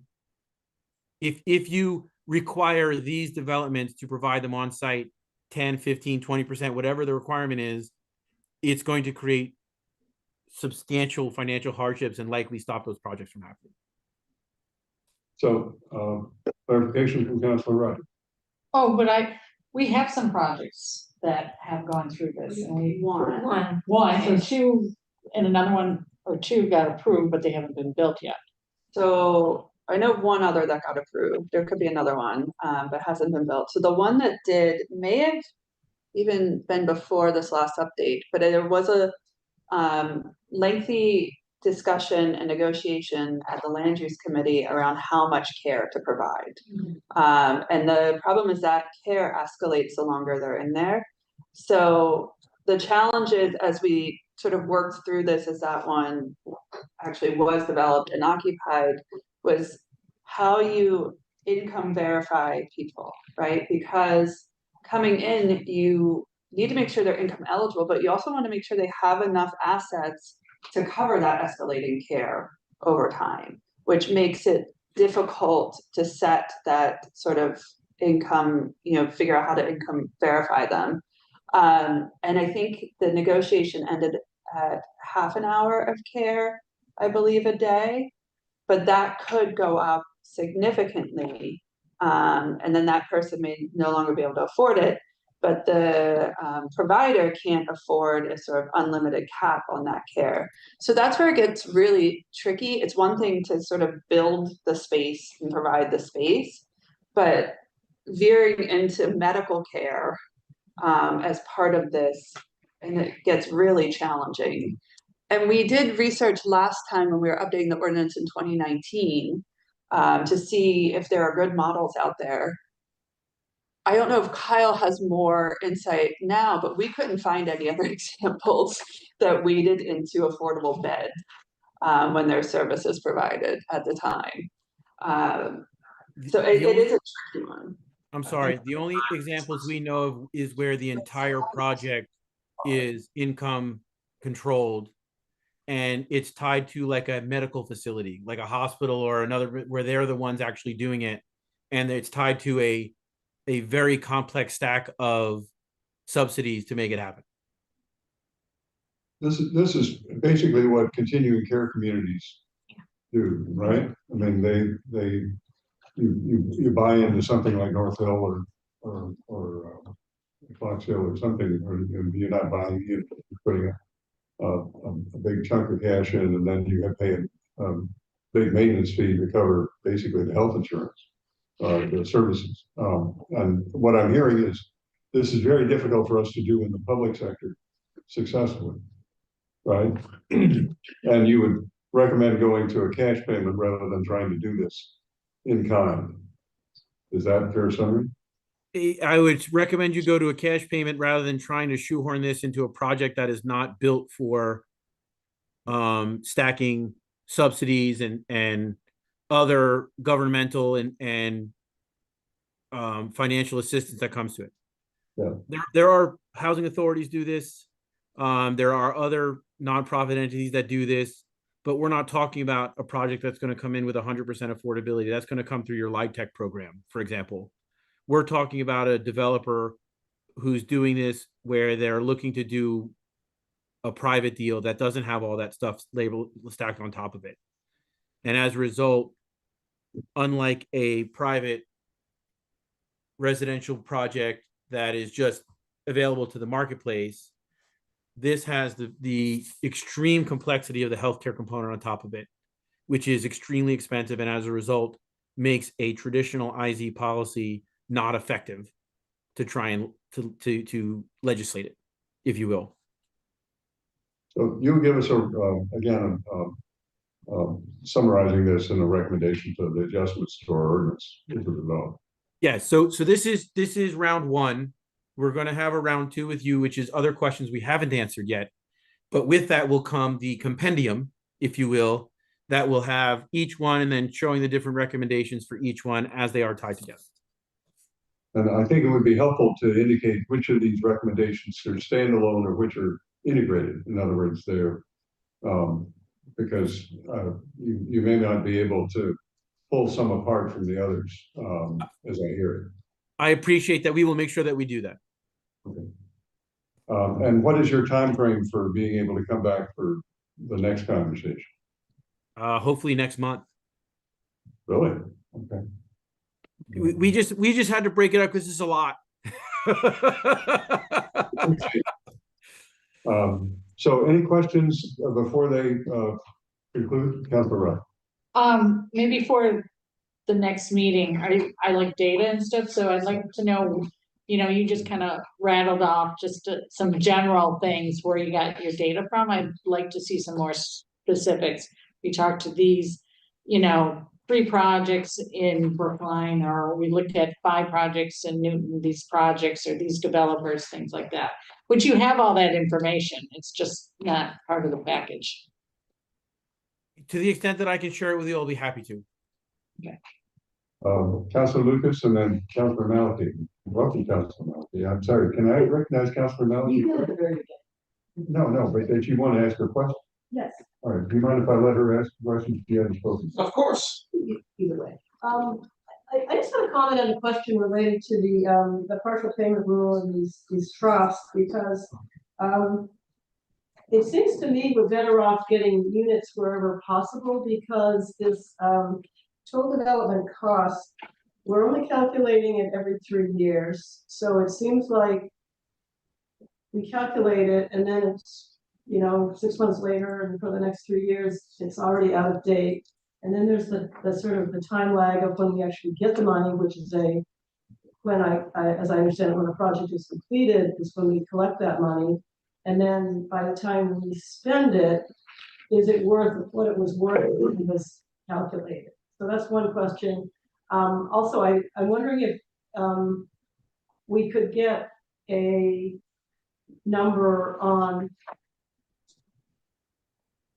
how many units can we actually create or buy with the 650K or whatever the number may be going forward per unit, because it seems like we're not, you know, it's very easy to find things to spend it on that don't create units there. It's, you know, new roofs or whatever, but I see units as kind of the bird in the hand, and the payment in lieu as sort of a future promise, which may or may not come to produce an actual unit. And with the whole rounding thing, if we don't have pretty strict rules rounding up, we have a situation where it's kind of easy to game the system. And we're already not collecting anything for units below 7 units. And it seems like we're just compounding that if we utilize the rounding rule. Thanks. We will answer both of those questions the next time. Actually addressing the 7 units and should it be lower will also be next time. But I want to be very, very clear that the analysis here is telling us that you're not going to get that second unit in a 10-unit development because the return impact is so great. They're just going to choose to do a 9-unit development. Now, I can't say that's going to be universal, but I just want to be very clear. The data is telling us, all things being equal, developers will do 9-unit projects that require 1. And then rather than 10 that require 2, even if the land can accommodate 10. So I'm with you all. I'm by the way, I'm with you 100%. Get units where you can. RKG generally doesn't advise like doing a payment in lieu for when I owe you a full unit. That our perspective on that is if they owe you a full unit, make them deliver it because income diversity is actually beneficial to a community. But I just wanted to make sure that's clear. But we will come back with the answer to, is 650 the right number? And what does that mean if we're not going to be able to build a unit for 2 more or 3 more years? So Shailene, I see you have your hand up. Yeah, I just wanted to mention as well, the city doesn't collect the full 650 per unit either. We split that 50-50 with the housing authority. So 50% of whatever partial payment the city receives goes to the housing trust, and then the other 50% goes to the housing authority for their own uses. So that's something to just consider as well. Okay, I want to try and recognize people and move us along because we've been 90 minutes into this. We've got Councilor Lucas and then Councilor Block. Thank you. I just want to follow up on what Councilor Maliki said regarding the payment for less than 7 units. That's something that I brought up last time, and I was hoping we would discuss it in the presentation tonight, but you said you're going to have it ready at the next time you come back. So I look forward to what you have to share on that. Thank you. Okay, Councilor Block, has your question been answered? Yes, it was about the 7 units and whether there would, yes, and how that would play out. So yes, that's it. I hope you'll also not just recommend whether the 650 is the right number or not, but is 3 years the right number? Maybe we need to do it more frequently. We'll have answers for both of those. Thank you. So you have next steps, and there are a lot of next steps still there that you haven't even reached. So we're on the first landing of the staircase, so to speak. Yep. I guess any questions councilors have before we release you, because I think this has been very useful. But again, there's a lot to absorb, as you indicated. Everybody okay? Yeah. All right. Well, I think Ms. Kyra, is there anything you want to close out on this? No, I think as Kyle said, we'll be back. We'll coordinate with Chair and the clerk on the date. And yeah, we'll be back with additional. We would love to have you in person if we could get you next time. No disrespect to your virtual image, but we like to have you in person if we can. I once again, I apologize about that. I would have been there if I could have. Unfortunately, I just couldn't coordinate the travel to be certain I'd be there. So I do apologize, and I will make every effort to be there in person. Okay. All right. All right. Thank you very much. We appreciate that. Let's go on to Next item on the agenda. Oh, yeah, we need to move a whole, thank you. Councilor Move hold on both items. Thank you, Councilor Principal. This move hold on the two items. All those in favor say aye. Aye. The ayes have it. Okay. Thank you very much. Now, the next item is two items again. This is 8524, request discussion and possible amendments to enhance the preservation of existing homes, and 4124, which is amend the setbacks in the MR zones to encourage preservation of existing buildings.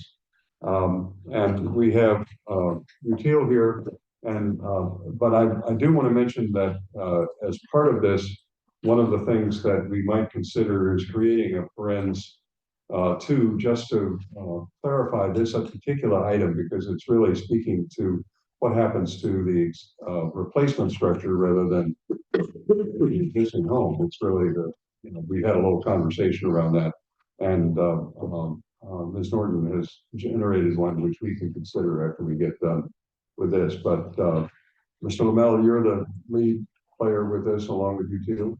I am. Okay, let me just mention for the record, these are Councilors Baker, Oliver, Maliki, Kalis, Getz, Lucas, Bobovich, requesting and right discussing a discussion of possible amendments and other to Chapter 30 and other city ordinances to enhance the preservation of existing homes or the replacement by larger, more expensive structures.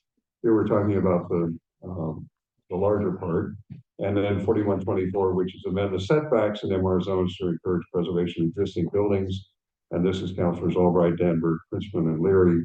And amendments to the MR zones to regulate new buildings better, enable a wider range of housing options close to public transit, and better incentivize preservation and renovation of existing housing stock.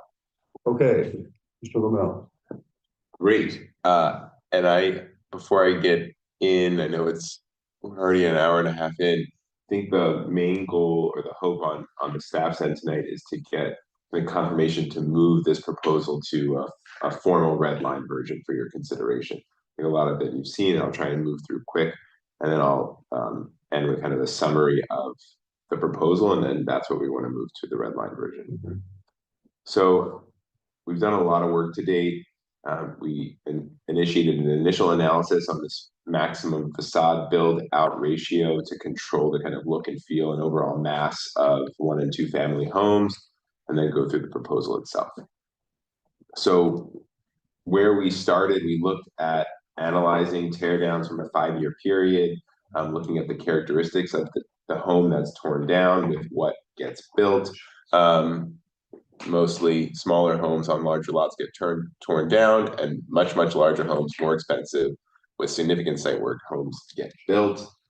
We looked at Teal and us looked at the existing regulation analysis, something I think you heard in the previous conversation, that there is a lot of recent changes that add cost, time, and everything to the complexity of development, which often also assists in leading to someone tearing down a home versus trying to renovate it. We looked deeper at the teardowns themselves that we looked at about close to 500 and zoomed in at a subset of those all across the city for different characteristics. We had Landwise, an economic analysis consultant, come and kind of look at, again, the cost of doing business here and kind of layering all those things I just mentioned, what that leads to, and again, how it oftentimes will push projects into a teardown, into a new development. And that finally led to a series of policy recommendations based on the various stated goals that we've heard from this council and the city council more broadly. Coupling that with the hope to do something fairly quickly, we landed on this maximum facade build out ratio. Not that other components on this list shouldn't be considered, but just let's focus on this one, and then per the council's guidance, we can focus on some of these other issues that need a lot more work. And just quickly, this was the analysis we showed at the December meeting, where we were initially studying and proposing this idea of a maximum facade build out. Before you leave the slide, just so the public who's watching, just so you Mr. Lamel, just point out that what you're talking about is that from the street, the image of the building looks narrower than it would be if it was built basically setback to setback, right? Yes, correct. I mean, how can we manage the overall look and feel of the building so that it not only, I think, fits more contextually within the neighborhood, but also feels smaller, given that I think one of the main concerns is the kind of overarchingness of the new development on the street. I'll turn that over now to the update analysis. Thank you, Zach. And just say your name again for the record, so everybody in the public can know who you are. Happy to. I'm Lauren Rapport from Teal. So I'll be talking tonight just about what we've done since the last time we met with you all. We, as Zach mentioned, we're looking at different ratios for what a maximum facade build out could be. And since then, we've studied that a little bit further and also tried to understand maybe what are some exemptions that we should consider for properties from that rule. And so we'll walk you through some height exemptions that we're considering for shorter buildings. We're thinking 1.5 story buildings could be exempt, and we're also going to walk you through what our thinking is for narrow lot exemptions. So as Zach showed in the last slide, we looked at a range of different maximum facade build out ratios. And for multiple reasons, we landed on 60% as kind of the perfect Goldilocks, not too big, not too small.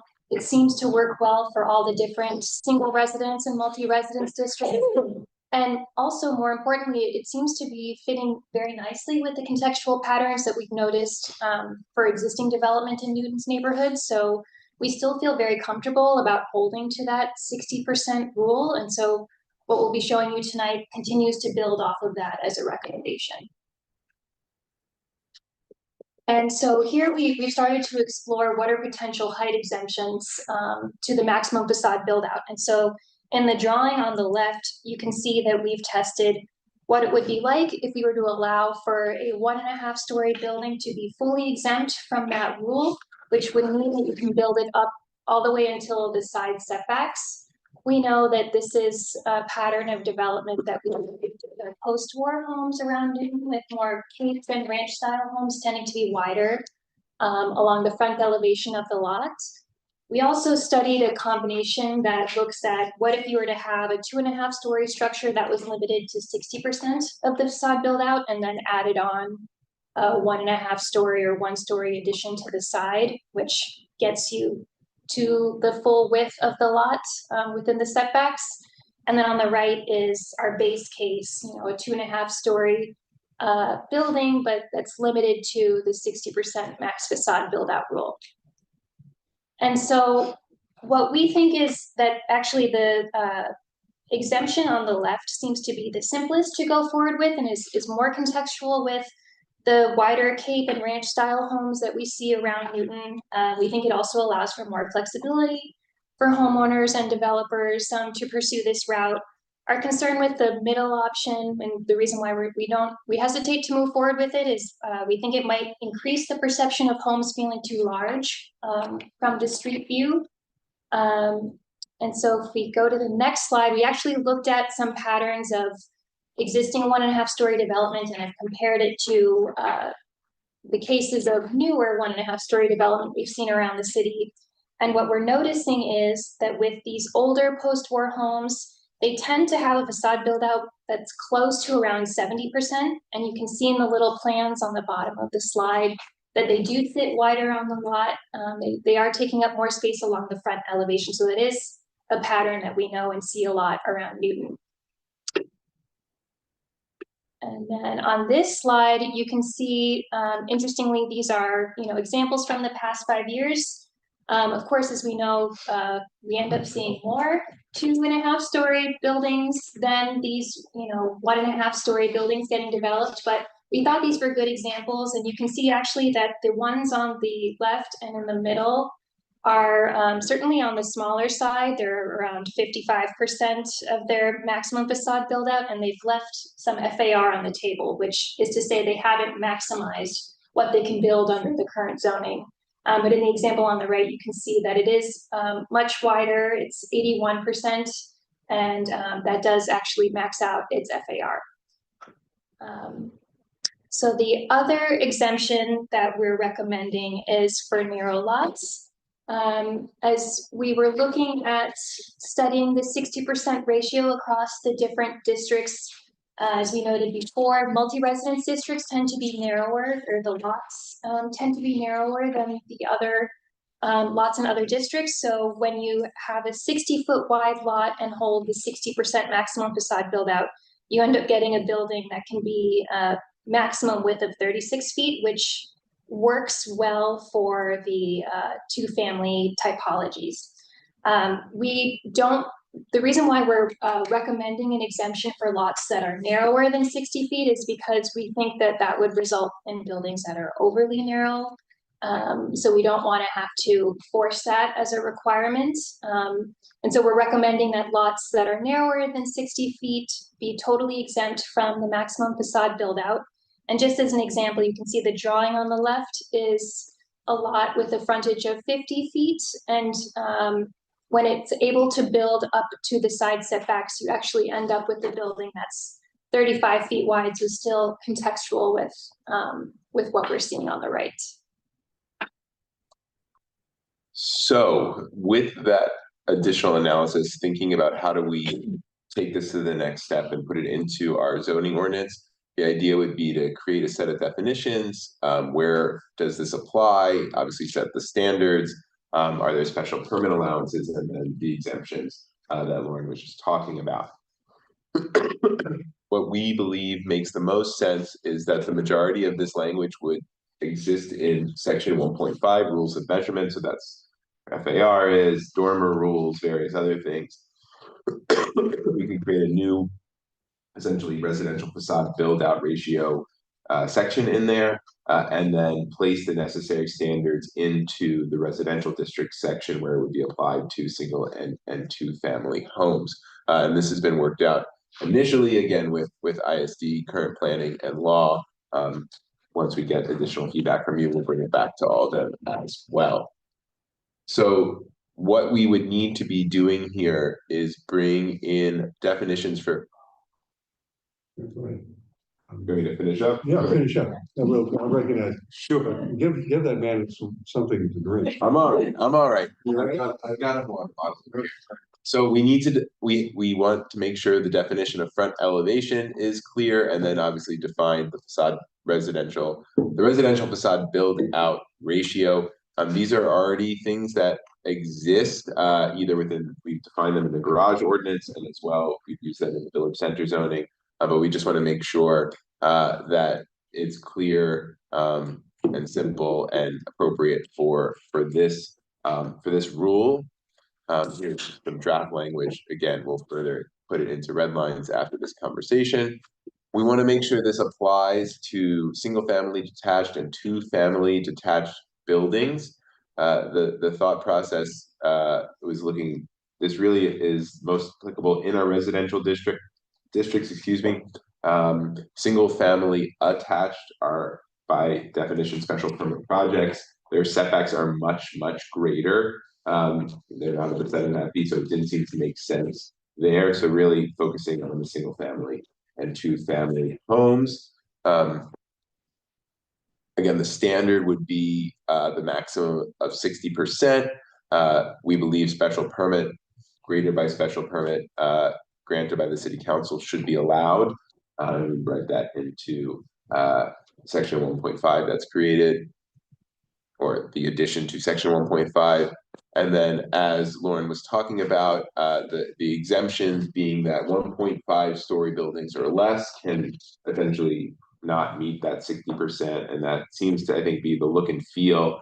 You're really most concerned about the 2.5 story buildings that do major site work and are kind of looming over that build to that 7.5 foot side setback. The single story or the 1.5 story cave split levels, ranches, the impact isn't felt. The narrow lots, again, lots less than 60 feet would be exempt. And then finally, there's a question about shallow lots, given that the 60% maximum is essentially constraining the building on its sides kind of pushing it, elongating the building a little bit. And so if you have a really shallow lot, then what happens? And I think our zoning ordinance already takes this into account. I won't get into the details, but it essentially 3.1.13 says if there's a dimension less than X, you can increase, you can go beyond the setback. So there's already a relief valve there if there is a really shallow lot. I don't think there's really many of these that'll exist out there, but I just want to reference it, that's why we don't need an additional exemption for shallow. That's why we need really more of the exception for the narrow. So with that, after this conversation here, we can come up with red line text. Something else we've talked about here as we constrain the building on the sides. Do we want to look at the two-family detached definition? We believe we do, to make sure that we get better designs when there is side-by-side homes, so that this has to do with the garage placement, the driveways, etc., the front doors. We think that's appropriate. Doesn't need to happen right this second, but should be thought about, and then hopefully after we propose the red line text, we can move forward. You can move forward for the public hearing.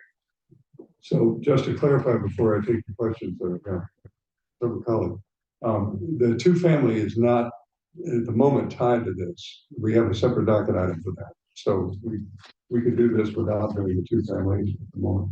Okay, just to be clear. All right, Councilor Wright and Councilor Danberg and Councilor Albright. Anybody I'm not seeing in the room or on Councilor Bell? So I would like to see with this increase in side setbacks to 10 feet. I mean, it's still, you got your setback at 7.5 feet, and that's where we get the complaints when they build right up to the side setbacks. So I'd like to see it to 10 feet. I also, capes are pretty tall. We're exempting capes. I can see exempting ranches, but I don't want to exempt capes on this width. And I'm not sold on 60%. I think it should be 50%. And is this for just new builds, or this is for everything? So if someone's going to add on to their house, they can only do the 50% or 60% frontage type thing?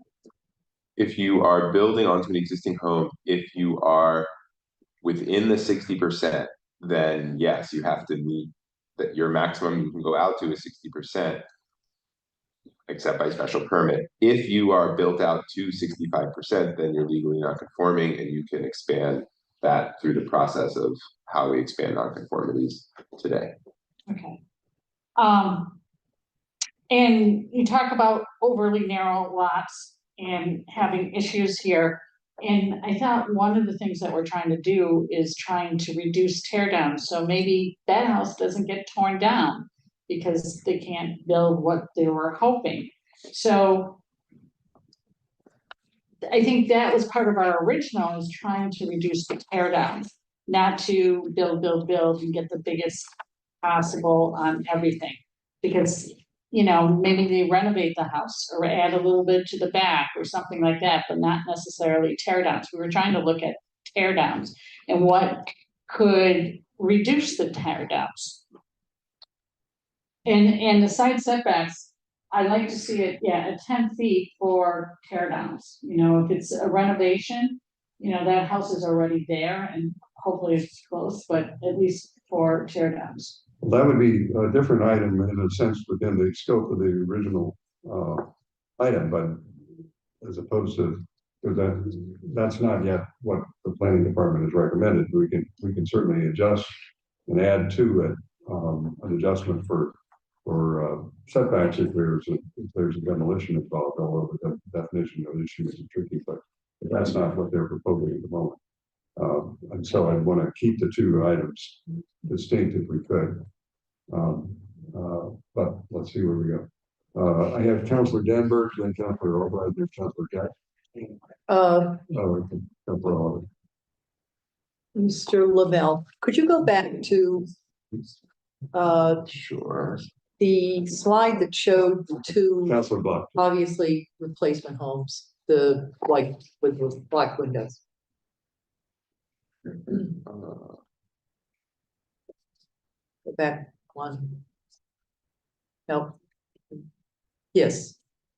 I'm wondering, if there is a minimum, slant of the roof that would then be required, have to be called a flat roof. Is a flat roof, does it have to be flat, or are either of these, the one on the left, for example, is that a flat roof, or does, if that has, let's say, a 5% grade or a small grade, is that, can you go up 2.5 stories? Does that, because I think we have an 18-foot minimum for a flat, maximum for a flat roof, correct? And a 26-foot for, Wait, no, 36 feet and 30. okay, the numbers are off, I'm sorry, but we have a flat roof number that's shorter than the Yes. slanted roof. Right. Do we have a percentage of, A maximum slope? of- yeah, slope? I'm not sure. I mean, that building is considered a 2-story building. They could have built a 2.5-story building. I think they decided 2 and I think that's that one like, has a very slight pitch. So we don't know whether that is considered flat or I think it could is. add a 1/2 story. I think this is considered flat. They could add a 1/2 story. The problem is that they've maxed out their FAR in square footage. I So I think see. if they build that 1/2 story, there's gonna be some space where there's the ceiling heights are over 7 feet. You have to count that, and they don't have it to give. So they decided that's how they distribute Okay, their. my point is that I think we need to look at what's a flat roof and what is a sloped roof? And is there a minimum slope on that? And on the 10 feet that was just mentioned, although it's not at the scope of this item, I think we need to look at the size of the lots in the neighborhood, because it's very different in view of the neighbors if it's a large lot, and if there is already plenty of space between homes. But I think we need to, the smaller lots can't be quite that constrained. And the smaller lots are already more constrained, right? So I think we didn't wanna hit them double. But that's it, thank you. Okay, Councillor Albright, and then I'll come back to you, Councillor Wright. I had something though with the attic. So they could build a 1/2 story and it doesn't count. Developers do it all the time. So I think it's over 7 feet, if more than 50% of that area that's over 7 feet, then it counts. But if you take a look, most of the houses are 2.5 and they don't count anything in the attic. Towards that. Towards that, yeah. And if it's 6'11", yeah, they're under. You come to my house, it'd be under 7 feet. In the first floor. Anyway, Councillor Albright. So there'd be no controls over, one of the slides that you showed about the single or 1.5 stories showed at 80%. And my question was, do you think this is exempt? No, would this be exempt? Yes. If this is considered a 1.5 story building, it would be exempt. So if the facade build out is 81% on that one on the right, it looks like maybe we should be constraining that a bit. I mean, I think they're self-selecting to constrain themselves by not building up higher. So I understand this image is kind of head on, so Yes. it might feel big, but again, it's a 1.5 story building. I think my sense of the most egregious examples are 2.5 story buildings plus major site works. Well, this one is a concern to me. Sure. So I would want you to have another look at several 1.5 story buildings that are out this far and maybe take a better picture that's not like just laying on the ground. So we can really see what it looks like. So, and I'll just say, and these aren't, if you could, I mean, we can check 529 Parker. I mean, these projects are few and far between. Someone developing a new 1.5 story building.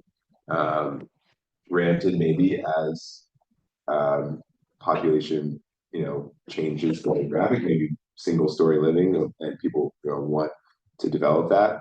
But I did a search in the assessor's database of the 25,000 entries of 1.5 or less story buildings, homes that are built after X date, and like 6 of them came up. And actually, of these examples, I mean, the ones on the left one and the middle one were actually architect built. They weren't developer built. I think you can tell and what you're seeing on the screen. So this definitely isn't a case that you're seeing a lot of these types of homes. So what worries me is that if you allow it, they will build it. And so I really want you to have another look at should we go out, should we allow 80% and bigger? Sure. I mean, because that's what you'd be allowing if you exempt them. I think it might be worth going out to this one and seeing if this picture is a little bit skewed and it doesn't feel That as. sounds right. The special permit, one thing that helps the land use committee is if you give reasons why a special permit should be granted. Not just say special permit can be granted, but give them some guidelines essentially for why they can allow a larger building. So I think if you could think a little bit about that, it would be helpful to the land use committee. And my last question is, have other communities tried this model? And if so, how has it worked? Do you know? There, I think UTeal worked in Littleton and they have. We've been using maximum facade build out ratios, and they've generally been received well. And I mean, I think it's obviously more form-based codes. Somerville's residential building types, 2 families, single families, they have minimum and maximum facade widths. It's not a percentage, but essentially it acts as, I guess, as one. So I think it comes in different forms. So we can take a closer look, but it is used. It's a common kind of design, more form-based tool. Okay.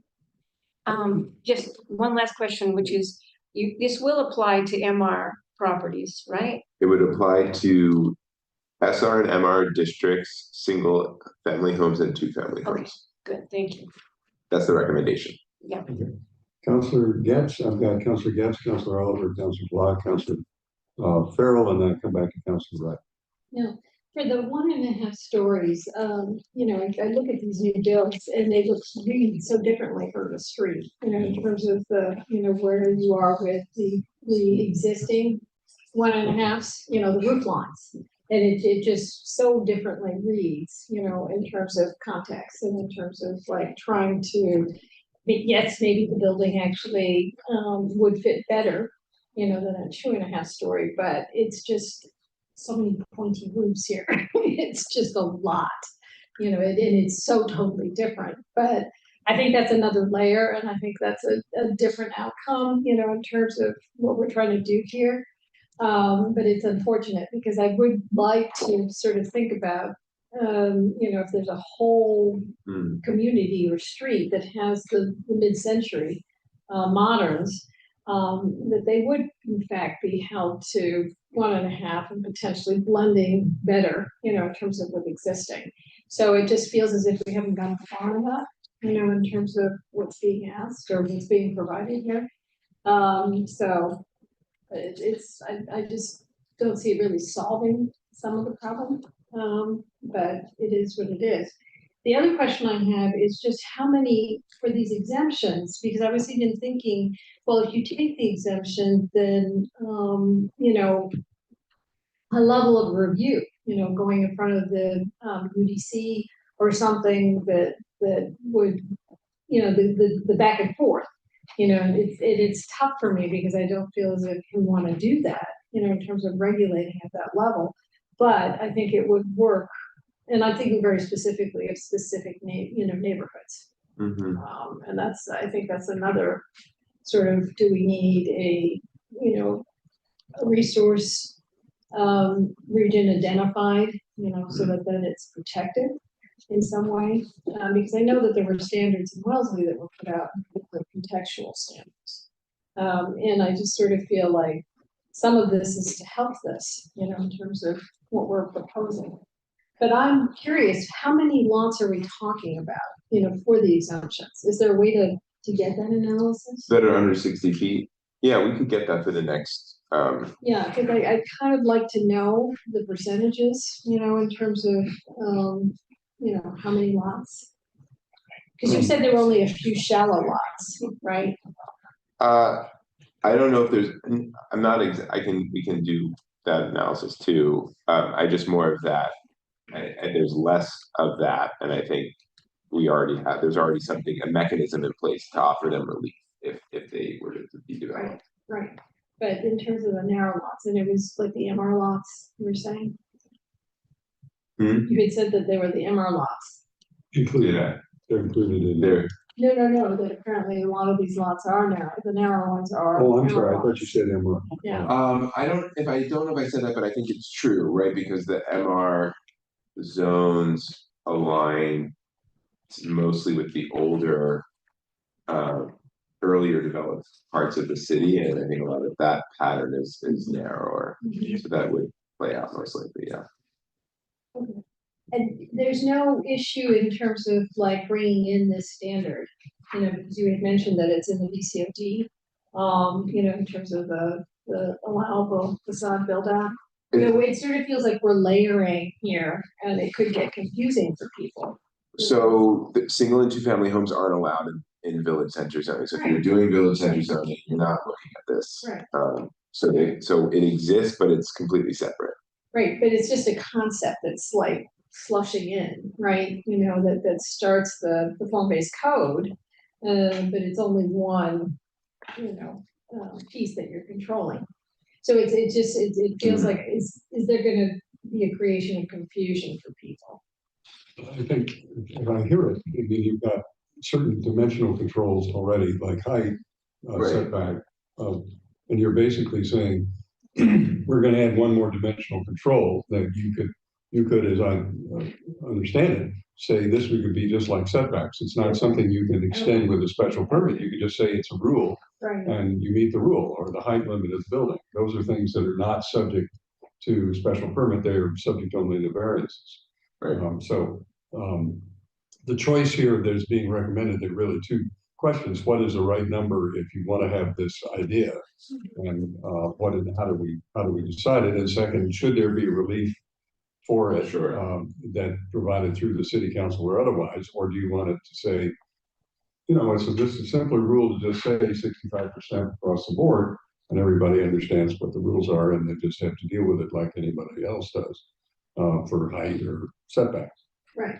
I mean, that's a policy choice, but that's right now the department is recommending a rule that would have some exceptions plus some relief. That's what I'm hearing. Yeah. Okay. So would you have a recommendation of giving a range versus a set number, in terms of, so right now it's up to 60%, right? So, I mean, would you play with a range, or would you just simply? They did that last time, I think. No, but I never scenario. Right. But I just didn't know if it was something that you're saying that it normally presents as a range.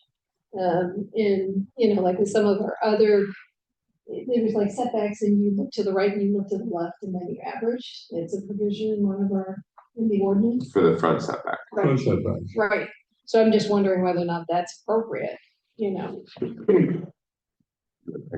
What You mean first? For the neighborhoods, you get more context.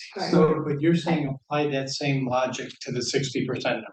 Right. Say the one over here is a. Sorry, I just wasn't following. And then the one there, right and left or whatever, Well, that would be a context-driven standard as opposed to a bright line standard, right? I mean, you can do that, but it's just, that's a different kind of analysis that I think is required. It's something to think It's something about. to think about. I think back to where you started on, requiring certain roof lines based on context. I don't think our recommendation is to say that if you have a neighborhood of capes or split levels and one gets torn down, that the zoning should force a new building to be another split level to fit. I don't think that's good policy. What I do think is good policy is to make sure that, and what I think we're responding to is what we know happens now is what gets built is overly large, overly massive, and kind of towers over that split level, or even if it's a 2-story or 2.5-story, it's much bigger. And I think one of the things that makes it feel much bigger is how it presents from the street. And so I think we can solve that through this tool and use the existing things that we have, while also making sure that, again, the decision is up to the property owner. They could renovate, they could not renovate, they could tear down, but at the end, no matter what happens, the renovation or tear down, the outcome is better than what we're getting right now. I think what I'm hearing is that there's a value in simplicity here, that at least getting something started. I mean, that doesn't mean we can't go to context in another range. And I don't think making a style judgment within zoning is the right move, as much as I think we all have opinions on style. You mean the roof line we'll issue? carry through. I just want to recognize we got a number of people to get through, and we got a lot to carry on. So, Councilor Oliver, you're next. Councilor Block, Councilor Farrell, Councilor Lucas, and come back to Councilor Wright. Great, thank you. I want to recognize myself. And We're not okay. Sorry. She got in front of me. All right. So, I have a number of questions, thoughts, concerns. The first of which that I probably should have mentioned last time we were looking at this work, but I just noticed, and I think it's slide 7, it's absolutely teeny tiny. Kind of you're mapping out the different pieces of work, right? Effort level versus outreach required or outreach needed. The building moratorium, I don't think we ever asked for that. So I think I'm simplifying some of the workload. Yeah, I don't think we need that. Just that, I haven't heard anybody here talking about that. So I don't think we need to really address building moratorium. And I also just wanted to note, I'm really interested in the increased setbacks, because the question that keeps coming back to me is, and I understand the difference between what we're looking at and increasing setbacks. At least I think I do. It's overall building mass or massing of building. But I'm still not sure that there's still a really significant difference. And for me, that difference is not being addressed here yet. And that is the setbacks and the impact they have on the neighbors. If we want to allow large homes to be built on, or if Raina and I live next door to each other and I want to take my building down and I want to put up a large home, that's my business. It should never impact any of my neighbors. I don't want Raina to have to deal with my project at all, whether it's height, width, depth. And the one way that I keep coming back to that's really important that we're not talking about yet is the importance of setbacks and how they interplay with what we're hearing. I think it's pretty obvious, right? We're trying to restrict the width of a building and theoretically where it can be situated on a lot, kind of bouncing between the setbacks. I get that. But now we're also introducing some really significant exemptions. So therefore, any lot that's an exemption, we haven't done anything other than, control, and not even control the build out of the facade. And, sorry, I got it. So literally, I'm concerned that the exemptions, for one, like, I would imagine that, you know, anything under 60-foot frontage, you just described a huge chunk of Nonantum and a major part of like the area of Newtonville that I live in. Right, like, just, that's gonna be I don't know this to be a fact, but I gotta imagine that a bunch of those lots are 59, 58. So literally, I'm not only curious as to the counts, but kind of where they are. Like, I think that's a really important look for us to understand here as we kind of go through this. I heard several references also tonight to things that I consider to be kind of squishy. I've heard like references to, oh, this project or this kind of work was received well. Well, I don't know what that means. So if somebody could help kind of unpack that for me. I've heard that 60% it works well. I don't know what that means. I specifically asked last time we looked at this work to like bookend the recommendation. I think that was exactly the quote that I used. And everyone is like, yes, that makes sense, but it's not here. I want to see that. I believe that 60% is your recommendation and I get it. But let's see the above and below, just so that we understand what the trade-offs are. That's why I asked.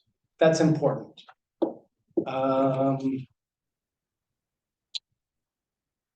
It's pretty clear, like I've taken a note of like some of these, in some of the drawings or the representations on like slides 11, 12, and you know, just in general, like in the small type, some of the resulting buildings are still very large, you know, 6,000 square feet in some cases.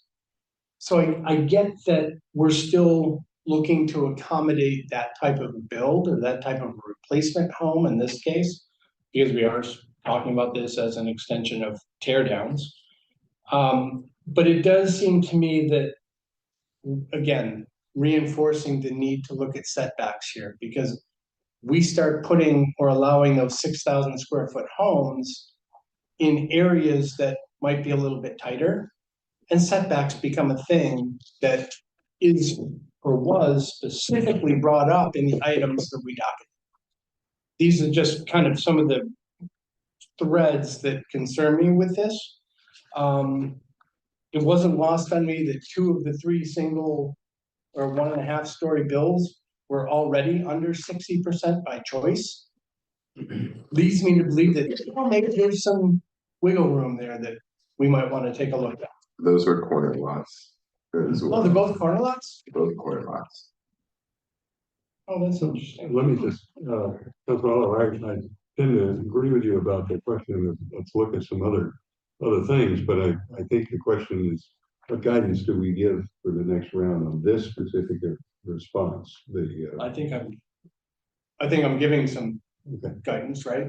Well, I'd like to see the above. You want to see above and below. Over under, yes. But setbacks would be a separate item within the scope of the docket item, but they're not. Absolutely. Yeah, but it's not what this is, and that's why I want to just be clear that. Well, correct. So in terms of guidance, this might be jeopardized because we're not looking at setbacks. There's the thought. I'm also curious, so we're saying that a 60% building structure of a 60-foot wide lot. So a 36-foot wide replacement building is acceptable, but 35 is not, because that goes below 60%. I find that to be really interesting, just like, why 36 feet? I'd like to understand that. And why is 36 good, but 35.9 or whatever is not? Ms. Carey, you respond? Yeah, so I kind of jump in for a second. That's kind of how zoning works though, right? Is you set a number. Sure. And so it's, why is a 7.5 foot setback good, but a 7.7 foot 4 foot setback, not good. Sure. So that's sort of the nature of it. It's not that 35 is bad and 36 is good. It's that you have to draw a line in the sand somewhere with zoning. And so Fair that's black enough. and white. Fair enough, and that gets back to the why 60% instead of 55. That's kind of what I'm So getting at. yeah, just to clarify Yeah. for next time, are you asking, because I think last time we had showed a range. Are you looking for more analysis at those levels? Am I looking for more now? I'm looking to understand, like, I can't answer that question, but what I can answer is I want to understand why our consultants are saying 60 is the right number, but 55 isn't. And then therefore, what's the impact? Like, we have to be thinking about setbacks. We have to, because that's the docket item. That's what the original request really was. And also, how would that impact the exceptions we're considering? I can answer part of your question. So the reason why we keep honing in on 60 is because it's the number that we feel strongly works well for the SR and the MR districts. Once you start going to 55, then you start making it more difficult in the MR districts to reasonably build out on those narrow lots. Reasonably build out on those lots. To be able to develop those lots. So we were just trying. Which was kind of where we were going with this. So that's why that you've just proven to me that's why I really want to see, like, what are we taught, like, the resulting buildings that we're showing here are still really big. It's not like at least some of them are.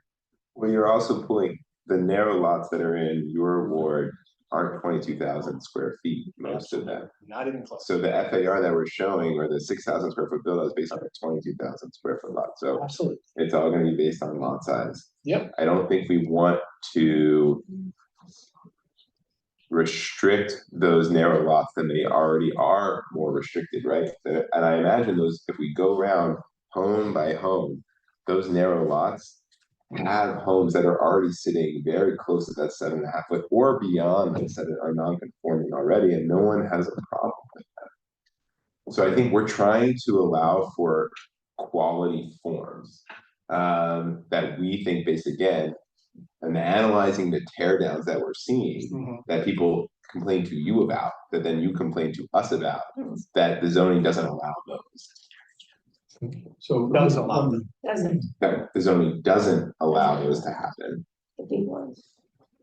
So just to clarify, Councilor Oliver, where the setbacks are not yet part of this conversation. I mean, could be part of the conversation in the item, but right now there's an adjustment to the ordinance that's recommended 60% with some exemptions. And what you would like to see is, again, some sense of the number above and below 60%. We saw that last time, but I guess the question is what's different that would be here next time that we don't have. That's what I'm trying to. I'm not exactly sure. And again, why we aren't recommending to change the setbacks is because the build out ratio percentage adjusts according to the lot width. And I think a wider lot naturally should be allowed a wider home. Sure. Whereas the setbacks are static and impact a 40-foot home, 40-foot wide lot very differently than a 100-foot wide lot. And you're not going to make that distinction. Not that we can't, I think you could, but you're adding another layer of complexity that I don't think is needed. So I think the facade ratio responds appropriately to the different typologies that exist in Newton already. I would like, well, I'm sympathetic to the question of the setbacks and their impacts. I do think for purposes of this item, this piece of the item, for putting a better way of describing it, I'd like to get a clarification so the department can come back to the next round with something that we can decide to move forward or not. It doesn't mean it's the only tool we have. I just want to be clear about it. And the only response we have, but I'd like to have this response if we can move forward, if we can do that. If we can't, that's all right. I'm not trying to press again, but if you don't mind, Councilor Oliver, I'd like to have you reserve a little time to think about exactly what you would like them to do in terms of information on this specific for next time that would be helpful to you and the rest of the committee. But if you can bear with me, let me just All right, let some other people. I only have one last Yeah. comment that I gotta put out there. Sorry, these numbers are so small. Like, I think it's 19, where we talk about the standards and the special permit. If we are going to allow, if we're gonna allow the city council to approve a greater allowance, I'd like to see caps on that. Like, what do you think a cap should be? Like, I think Councilor Albright said it well, like 2 to 3, like, what are we, 5, 10? I don't know. You also don't have to allow it, right? Like, Absolutely. setbacks Right. or some other. You could, Right. and I will disclose my preference a little bit later, but I'm interested in simplicity on this one because I think there is real value in having something additional to the table of dimensional requirements that basically says, okay, this is what you gotta do. As opposed to having everybody come in the door with a special permit request. But that's just my preference. But anyway, if you bear with me, let me just get through some other people and come back to it. Councilor Block, I have you, and then Councilor Farrell, Councilor Lucas, Councilor Maliki, and coming back to Councilor Wright. And I'd like to be heard at the end. Thank you. I appreciate the comments about special permits and how to think about them. And I want to support Councilor Baker the way you put it, that simplicity is a real benefit. And I would encourage the planning department to consider that there just wouldn't be a special permit alternative for this particular metric, and just think about whether that's possible, and if you think it isn't possible, to provide specific examples about the sort of departure, the size of the departure, which I think both Councilor Oliver and Councilor Baker were sort of getting at, so that we could see as a policy matter, is this something we want to invite special permit applications? Because if as a policy matter, we really don't, then we should just say, this is it. And there are other things you can apply for special permits about, but not this. So that was my only comment, and I'm glad that it sort of came up already. Thanks very much. Thank you. Councilor Farrell. I apologize, I haven't been able to be at a couple of past meetings, but can somebody just simply tell me what the 60% means? Let me see if I can explain it. Again, the planning department, the consultant should advise. It's that you have a certain amount of the frontage between setback to setback, but you can use only 60% of that available frontage. No, I think it's the lot line.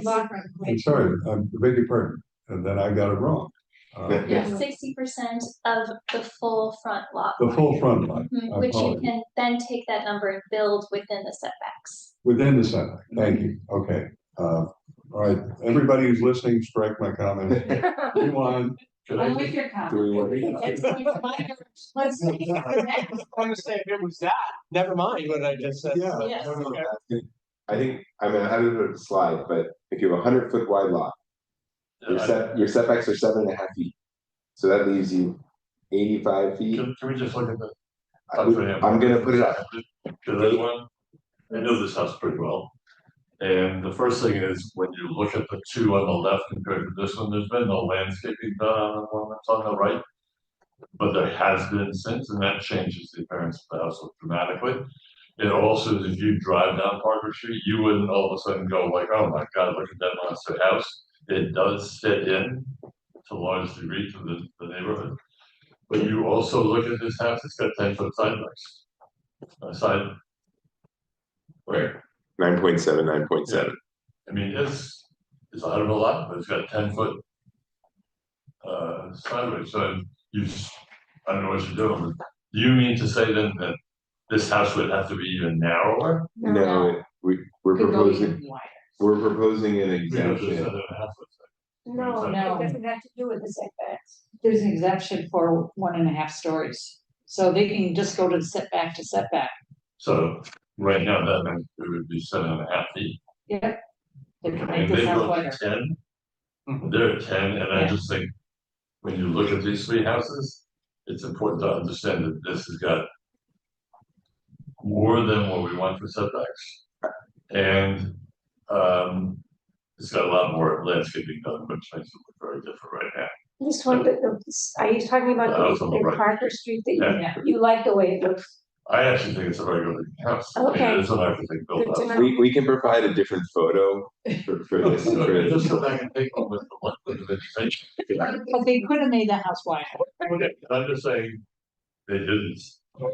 Yeah, but the next developer could. Notice, well, and a lot like that. This house has been getting sold out for a long Well, anyway, the point, I guess, the mechanism that's being described here is to say, when you have frontage, you have a percentage of the frontage that you can use within the setbacks. So the idea is your house might float to one side, float to the other, or might stop in the middle. And the idea behind that is that that will effectively increase setbacks. Correct. Without having the setbacks themselves increase. That's the logic behind the proposal. And I hear everybody saying, you know, we're not talking about setbacks, I like the 10 foot. I don't know who you hear from that said they don't like 7.5 foot setback. Neighbors, there are lots of neighbors who don't like 7.5 foot setbacks. They feel like the houses are right there. Well, it's I know it's not something. yeah, we have the ability to take the setback issue up. But Melissa Mel has pointed out that this particular tool, for one of the best term, has the flexibility of adjusting to the site. Right. The setback adjustments are not adjustments to the site, they're uniform adjustments citywide, and that's a different outcome, and will affect some lots differently than the others. This is, at least from the perspective of and again, we don't have to decide to adopt this, but at least I understand the logic that it is context sensitive in the sense of each individual lot gets the benefit of this, whichever way it goes.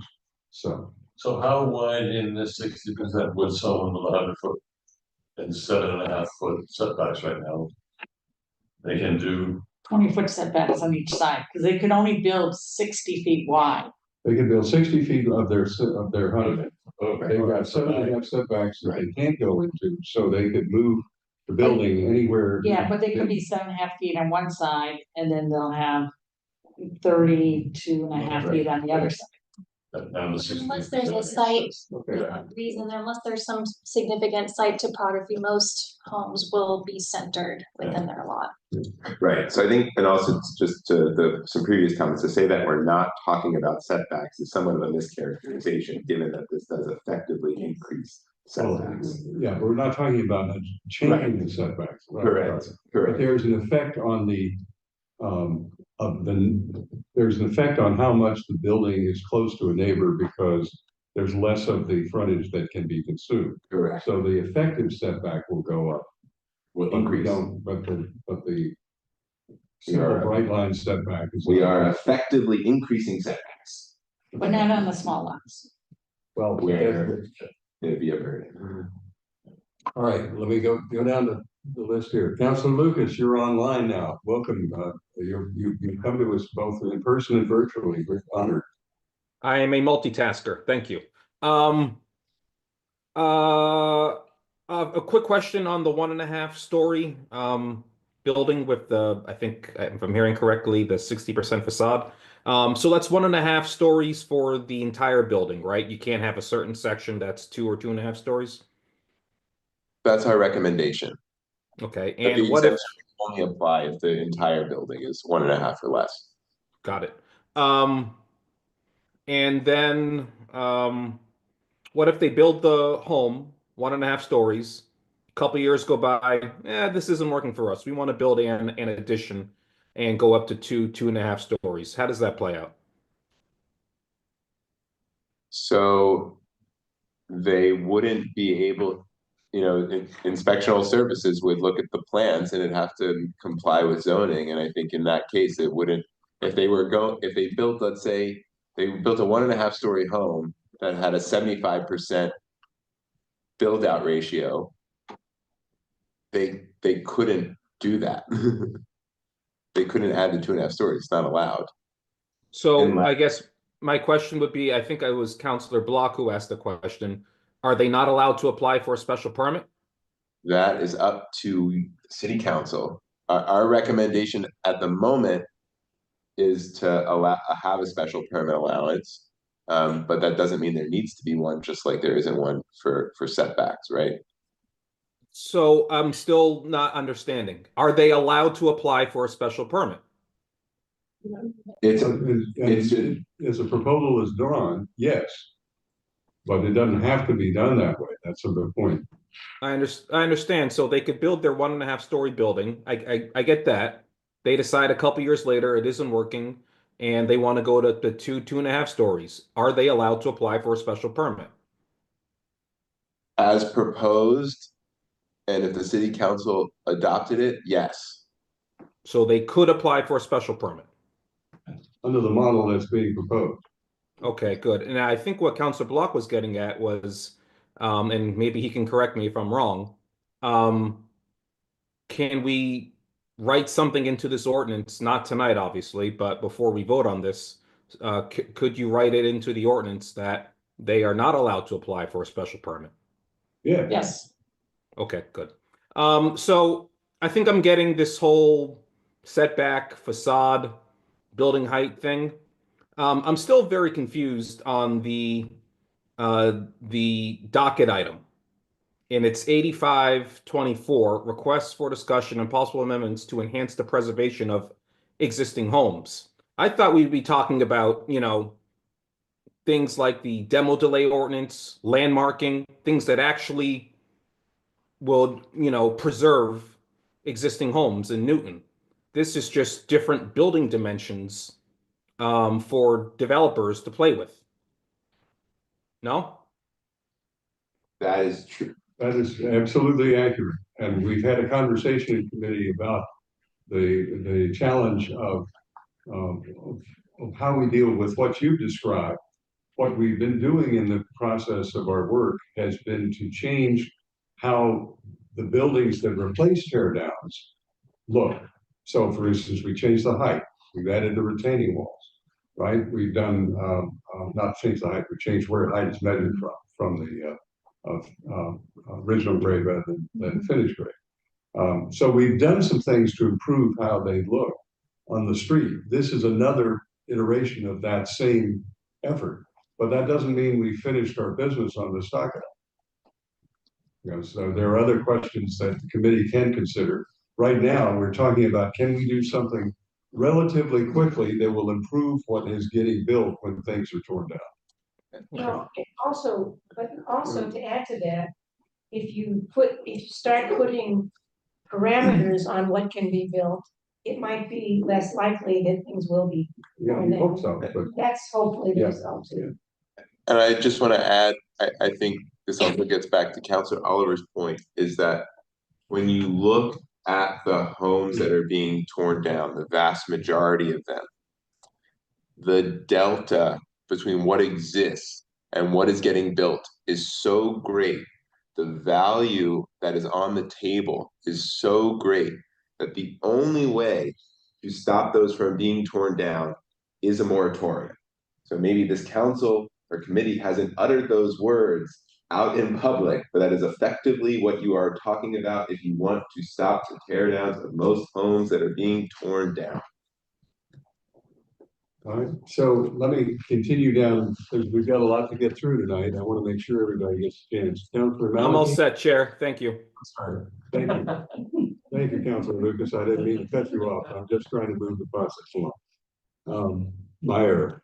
Councilor Maliki. Okay, oh my gosh, let me see if I remember everything. Okay, just to think, that's last comment first. I remember, and some of you may, Amy Sancholo's moratorium proposal where it's going to be 1 year moratorium on tear downs unless the new build was, I think, it was within 10% of the floor area of the existing build. And I made red dot maps for each ward, and so that was a thought a few years ago.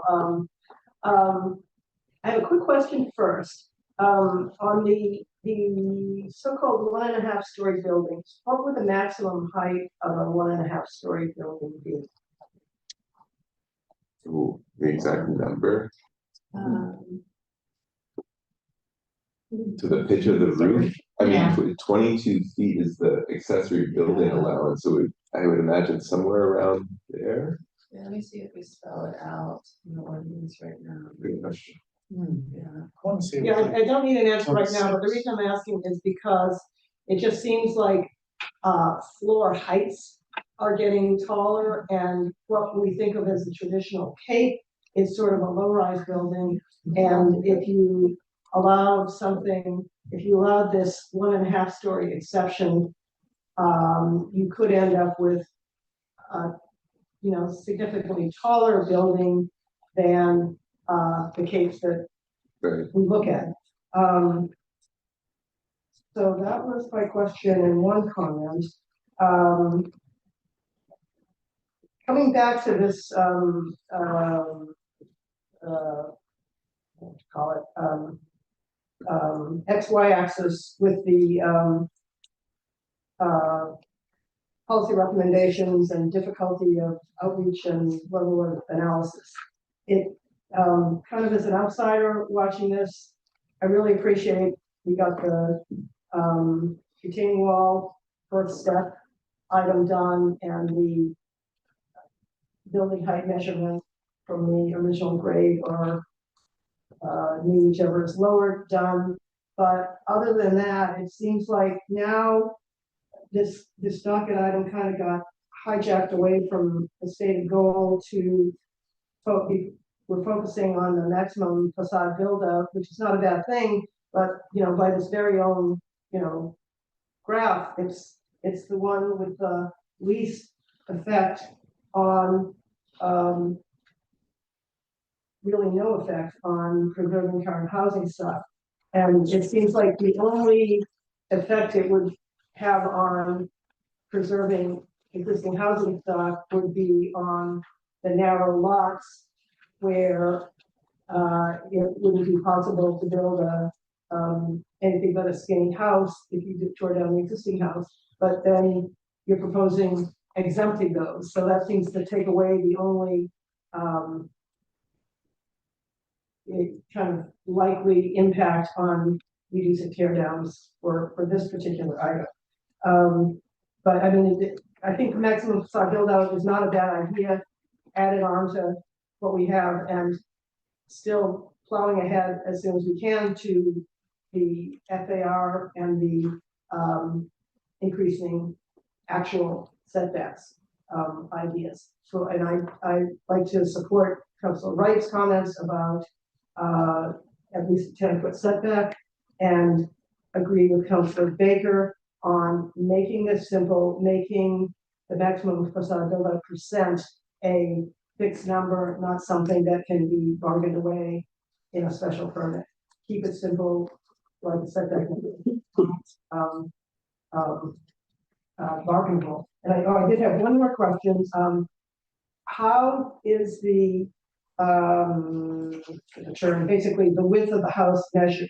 Does it include, if you have so the main house, these are some cases in my neighborhood, that you've got the main house and then you've got maybe a breezeway, an attached garage, setback. Does the width include all of that, or does it include just the stuff that's nearest the street? This is kind of echoing back to the garage door ordinance and when we counted the width based on how far back it was or how far setback it was. So I think that Mr. Lavelle, can you answer that? Well, I think there's a lot of good points here. We propose, as it's written at the moment, that everything that is oriented to the visible is essentially counted. That's good. That's how it's written in the village center zoning. The garage ordinance has, if there's facade setback more than 10 feet, then it doesn't count. It's a tough, it may make sense to exempt something that's a certain feedback. Coming up with that exact number is fairly difficult. But as now everything is proposed to count. Let me just, I want to get through everybody and we're going to take a break before the next item. But I want to come back. Thank you. Are you done, Councilman? I just want to make one observation about sort of scaling, the fact that the concept that we're by the maximum facade percent, we're kind of scaling setbacks to the size of a lot. But it's kind of like a setback is a setback. If you're sort of next to a house on a skinny lot, and they're, 7.5 feet away, or if you're on a big lot and it seems like it's the proximity that matters to you, not how big the lot that the house next to you is on. These are all useful points. I just want to, but I want to get through the items so we can give some guidance to the department and go on. Let me come back to people who I think I want to recognize Councillor Wright. I'm going to come back to Councillor Farrell. I'll come back to Councillor Danberg and Councillor Albright. I want to be heard myself, but I keep putting myself at the end of the pie. Okay, quick question, and you probably said it, I missed it. So does this apply to VCOD, the MRT lots in there? No, it does not. They're single. The proposal is single and two family homes. Okay, 1 and 2 families. Okay. The next thing is, and it has been brought up a few times in Councilor Maliki, I do like this concept, but where we're going for Ward 1, Ward 2, Ward 3, Oak Hill Park, we're exempting all this. So it's not working as it is versus adding those setbacks. And then what you mentioned is, well, they already have houses that, my garage is, I think, 1.5 feet from my lot line. But the person who bought the house knew it because it's there already. But if there's open space and there's 10 or 15 or 20 feet, and all of a sudden you build and it's 7.5 feet, that's a big difference there. You know what you're buying into versus it changing dramatically. And I think we need to really look at this exemption because it's not attacking the places where this would be the most useful.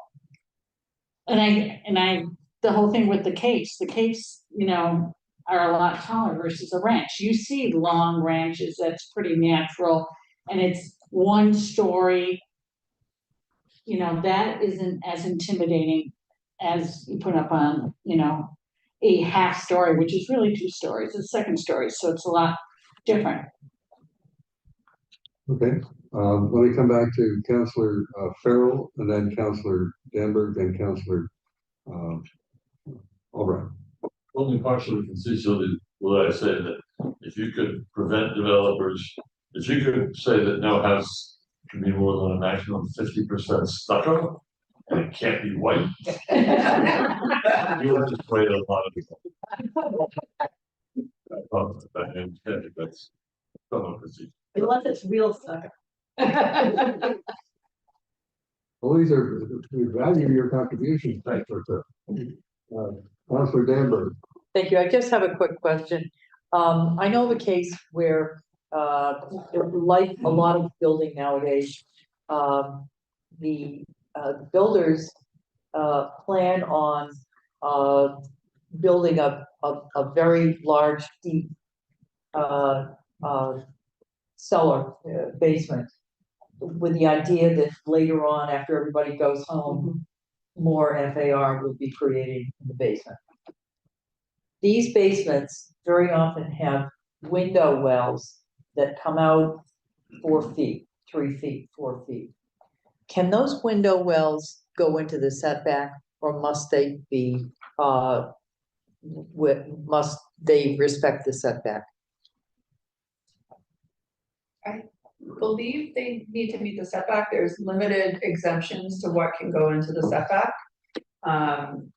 You can't even have, a generator or HVAC system in your setback. So can imagine any portion of the building can go into the setback, but we would need to confirm with IST. Okay, I'd like to get an answer to that. Thanks. But it's just a hole. Well, Really, that's in the it's- setback. it's usually- Oh, is that what you're talking about, where they dig out? Yeah, they dig it out. Oh. Because you you and the grass. concrete goes around the well itself, so it's a structure. No, usually it's a structure. Yeah, if it's It is a structure. Underground structure. Yeah. Yeah, it's an underground structure. But I think you're right, it does count in the setback, but it's a point to check.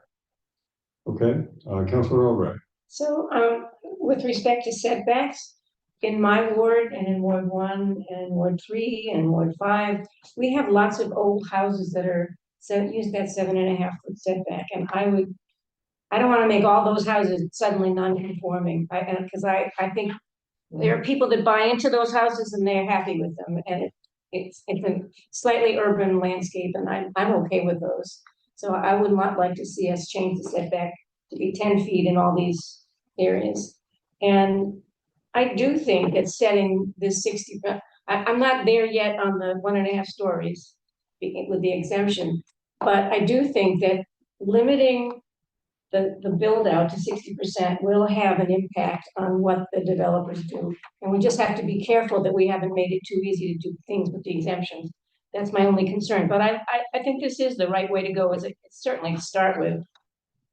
What I would say to that, to what Councilor Malky said, is the question is, from a design and form standpoint, is a slightly taller cape, if a developer decides, somehow the wider, building is more beneficial to them, is a slightly taller cape in the 25-foot range, whereas, a more traditional cape, the peak is 20 feet. I don't know, I have to check, but it's slightly larger.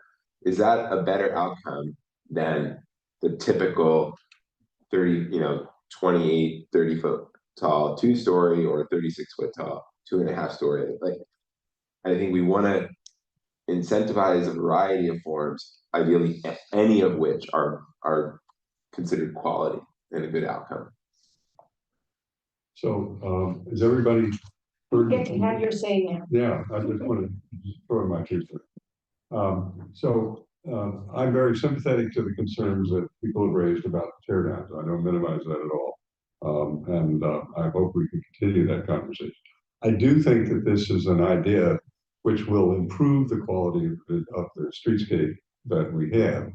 I would prefer if the department comes back and gives us something that seems to me if it's a good idea, it's a good idea, just like setbacks and height are not something you vary by special permit. It just would be a simple result. I think I'm not sure I want to build exemptions into this game because the exemptions are themselves a tricky arrangement. I think if you're saying the 60%, if there's a lot width which I'm hearing you say, there's a lot width which you think is too narrow. I remember driving down my hometown, Louisville, Kentucky, and we used to have what are called shotgun houses, which are, one room after another. And so you can make it. But the idea was that if you, shot to the back, they would go all the way through. Anyway, the point is, I don't think we want to go there, but I do think that the Councilor Oliver's and the point is that there is some benefit to this, and the question is there a width threshold that you want to say, okay, 60% of the lot width with a minimum of 50 feet, 60 feet, whatever. I don't know what the right number is, but I think that's something that gives a sense that you're giving some play if possible. And we're talking about replacement structures here. We're not talking about saying that you're automatically non-conforming. I think the whole premise here is that that when you put in something new, you have to use the envelope, right? And efficiently. And so I think that has some repeal to me, and I may not do much on the tear downs, but it may have a marginal effect, as Councilor Albright indicated. But I think something simple that we can get our arms around and recommend to the full council is consistent with the pattern we've tried to pass the other items, which are understandable, simple, and they make some improvement in the streetscape. It doesn't solve the problem with tear downs. I don't want to minimize that, and it doesn't necessarily deal with the problem that Councilor Wright has talked about, which is and Councilor Oliver, of the setback value being important, but it does produce an improvement, it seems to me. So my preference would be to have something simple and have a very limited set of exemptions, and see what that looks like for us. But that's where I am. I don't know about members of the committee. Does that give you enough?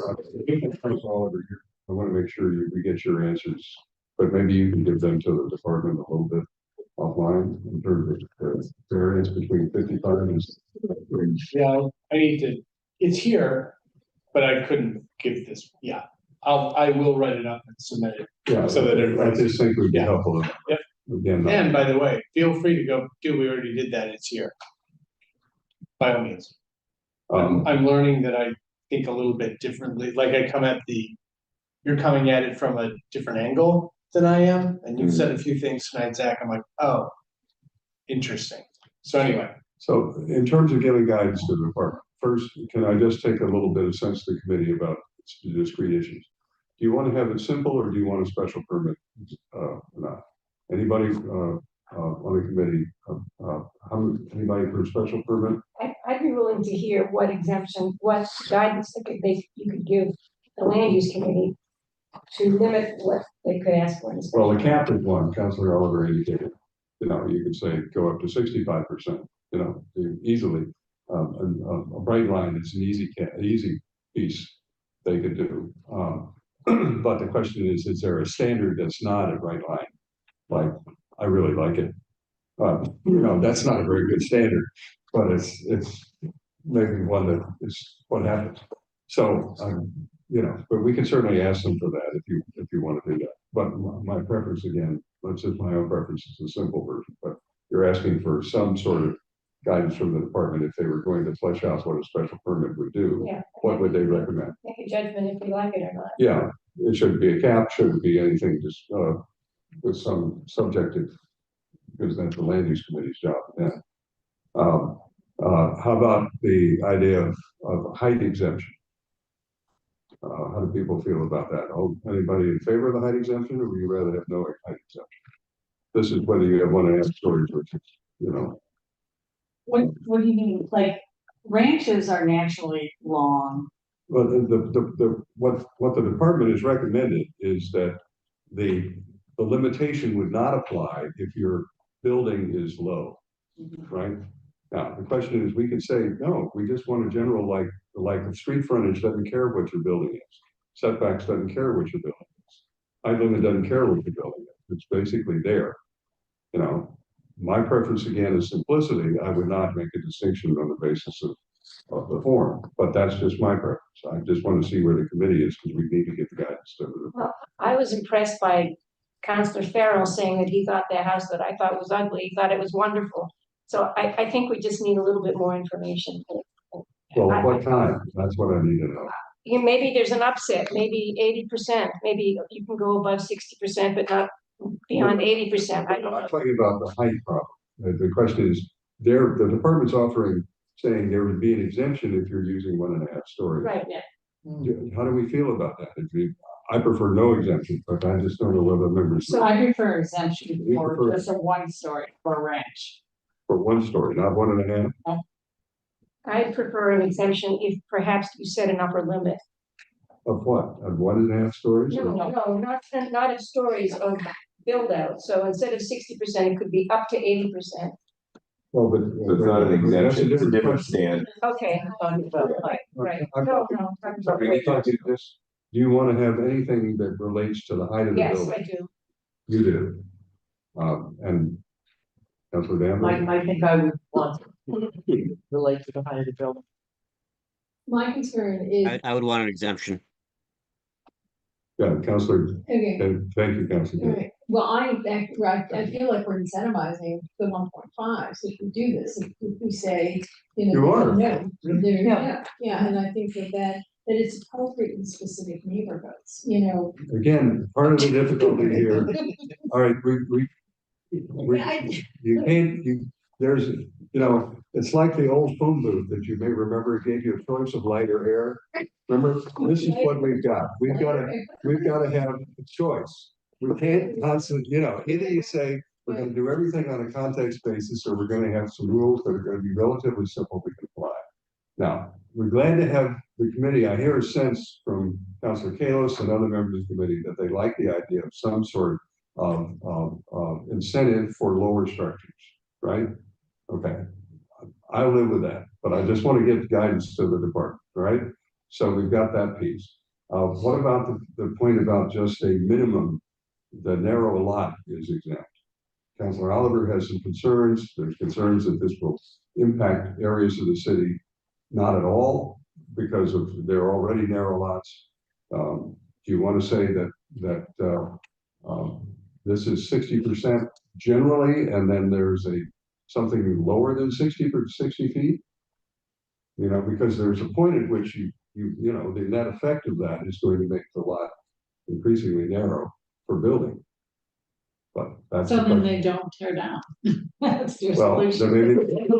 I mean, if you say we would like a 60% rule categorically, if you could build on the lot, we don't want you more than 60% of the frontage. That's the result we could recommend, and it would apply citywide. And as you point out, the choice is then maybe you don't tear down, right? Or you build or bigger, or or you build within the setbacks. or you build within the setback, right? And but I guess that's a policy choice that, again, the department has given us, and we should give some guidance back to them about where we go. But yes, I would just say the two things for that is that I would recommend going and walking down streets with 45 foot wide lots and see what the facades are now, 2.5 stories. I imagine they're building, to the setbacks, and you can't build into the setbacks regardless. Now, right, new, right, yeah. Well, but If you the question is, what does the committee want? Yeah, no, of course. I understand, and we don't have to make that decision, but you made a recommendation to us. I guess the question is, do we agree with the recommendation? Do we say, yes. So where's the committee? I'm okay with the exemption at this point.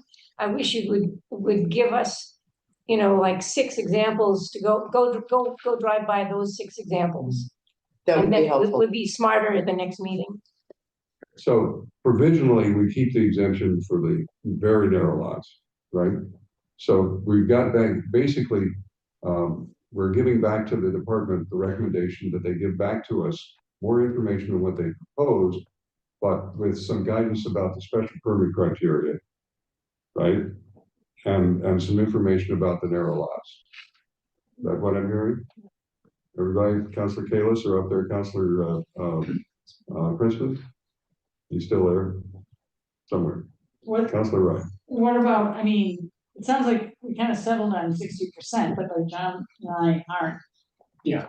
You would haven't figured out that 60% is right. you would like at least a series of lots at 60, 65, and 55? Well, I was thinking more at 55 and 50. Well, then 50. You want a lower number. No, that's exactly what I'm trying to figure out how to put what I'm asking for in a translatable outside of between my 2 ears to the group. So, but it's yes, that. All right, so I take it that at least several members of the committee would like to see what the impact would be of a lower number than 60. Is that fair? Yeah. Okay, and within no lower than 50%. I just want to give the sure. All right, so a range between 50 and 60 just for analysis purposes. All right, so I think Mr. Lamel and have you got what you need? You think to give us something? So. It won't be a red line yet, I don't think, because we're still trying to get the concept clear. But you might give a draft of the red line showing that. I think we can start one regardless. All right, get it going. And recognize that this is not the only thing that this envelope, this particular docket item can include. Sure. And the docket item will still stay live. But I'm going to recommend that the committee create a parens 2. Ms. Norton, can you read that parens 2? Or put it up? While she's doing that, I would really appreciate going into those neighborhoods where these lots exist. because I think I need to sort of read the street in the sense of what this would mean, right? So the point is because this is general, whether we want a specific diagram, we don't have to do this and we can reserve this till later. But just requesting addition of a maximum residential facade build out ratio. That's basically what we're going to need to advertise something, and we're gonna hold the main item, so we need an item to advertise. So if the committee, we can make this next time if you want, but I think we're going to need a parenthesis 2 docket item in order to carry this to the next stage. So if there's sentiment in the committee, we can docket this now and then have it to work with. Can't the committee create a friends? That's what I'm talking about. But it doesn't have to go to the full council, does it? Well, we create it and then it's automatically, Yeah. yeah. But the question is, if we're going to go to an advertising of something, we need to have something to advertise. Yeah. Because we are going to hold the main item. Yeah. Right? Because there's still other things to do with the main item. So that's what I would recommend if we want to carry it on, but we don't have to do that tonight. I just want everybody, so for next time, we'll try and get this language figured out too. Okay, everybody clear on where we are? Colleagues who are not on, in the room, anything, you're all set? Okay, I'm gonna suggest we take a brief bio break, and we come back and do counselor. Yeah, so let's move to hold, all those in favor of hold the 2 items? Aye. Aye. Thank you.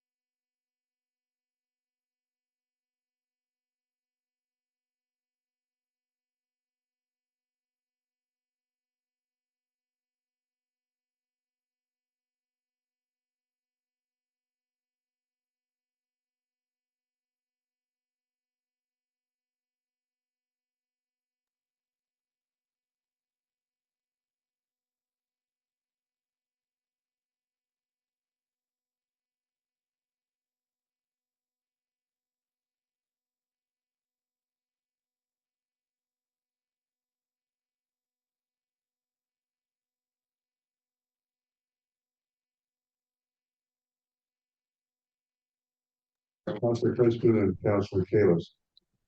As opposed to trying to get into this discussion at this hour, we would figure out a time to take it up when we've got more brain power Yeah. at the next meeting. I'm open to And that. adjust the public hearing notice that would be broad enough to encompass not only what we originally talked about, but adjustments and additions, but not knowing what those full adjustments are. My intention would be to have the public hearing and then have a special conversation in a separate meeting afterwards where we got time to work on the language and think about the policy that we've heard about at the public hearing. I don't want to try and do all of this at once, but I'd like Councilor Albright to have a chance to explain her ideas. So what are you suggesting? We do it at another meeting? Yeah, at the next meeting. Yeah, it's fine with me. Late. Yeah, I'm Yeah. concerned about the hour and everybody's attention. And, you know, this is a big enough and important enough item that deserves, some airtime when we've got brain power to bring to it. Not that we aren't all really good at this. All right, so, what I'm going to do is suggest a motion to hold on the last item.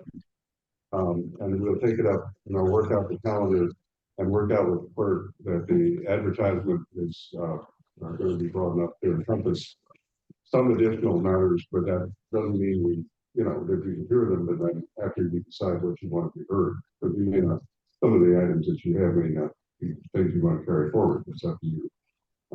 But then we will have, you know, discuss them all after we have a public hearing in another session.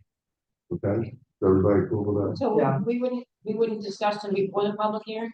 No, we do them the next time, Okay. and before the public hearing, we have the public hearing, then we have a working session, because I don't want to try to do That's right. Can we do it first instead of last? Well, it depends on the floodplain, I gotta figure out there's some other people involved in that too. This is just us for this purpose. So if there are other people involved, I may bring them first, but I think it's not gonna be becoming, we had two heavyweight items here that both took time. And so I think we'll work on the schedule with the staff and figure that out. All right, but I'm gonna try and avoid this being on at 10 o'clock. I think that's smart. No, I mean, whatever our policy difference is going to be, I think the process requires full attention. All right, so I'm going to move hold on the last item. All those in favor will say aye. Aye. Opposed? The ayes have it. All right, thank you, folks. I think we are done for the night, and I will confer with you, and Councilor Oliver will give to Mr. Lamel your thoughts about the range. Yes. Yeah. Yep. Whatever you wrote down that you haven't yet managed to. I'm not even sure it's in English. Okay. Thank you all.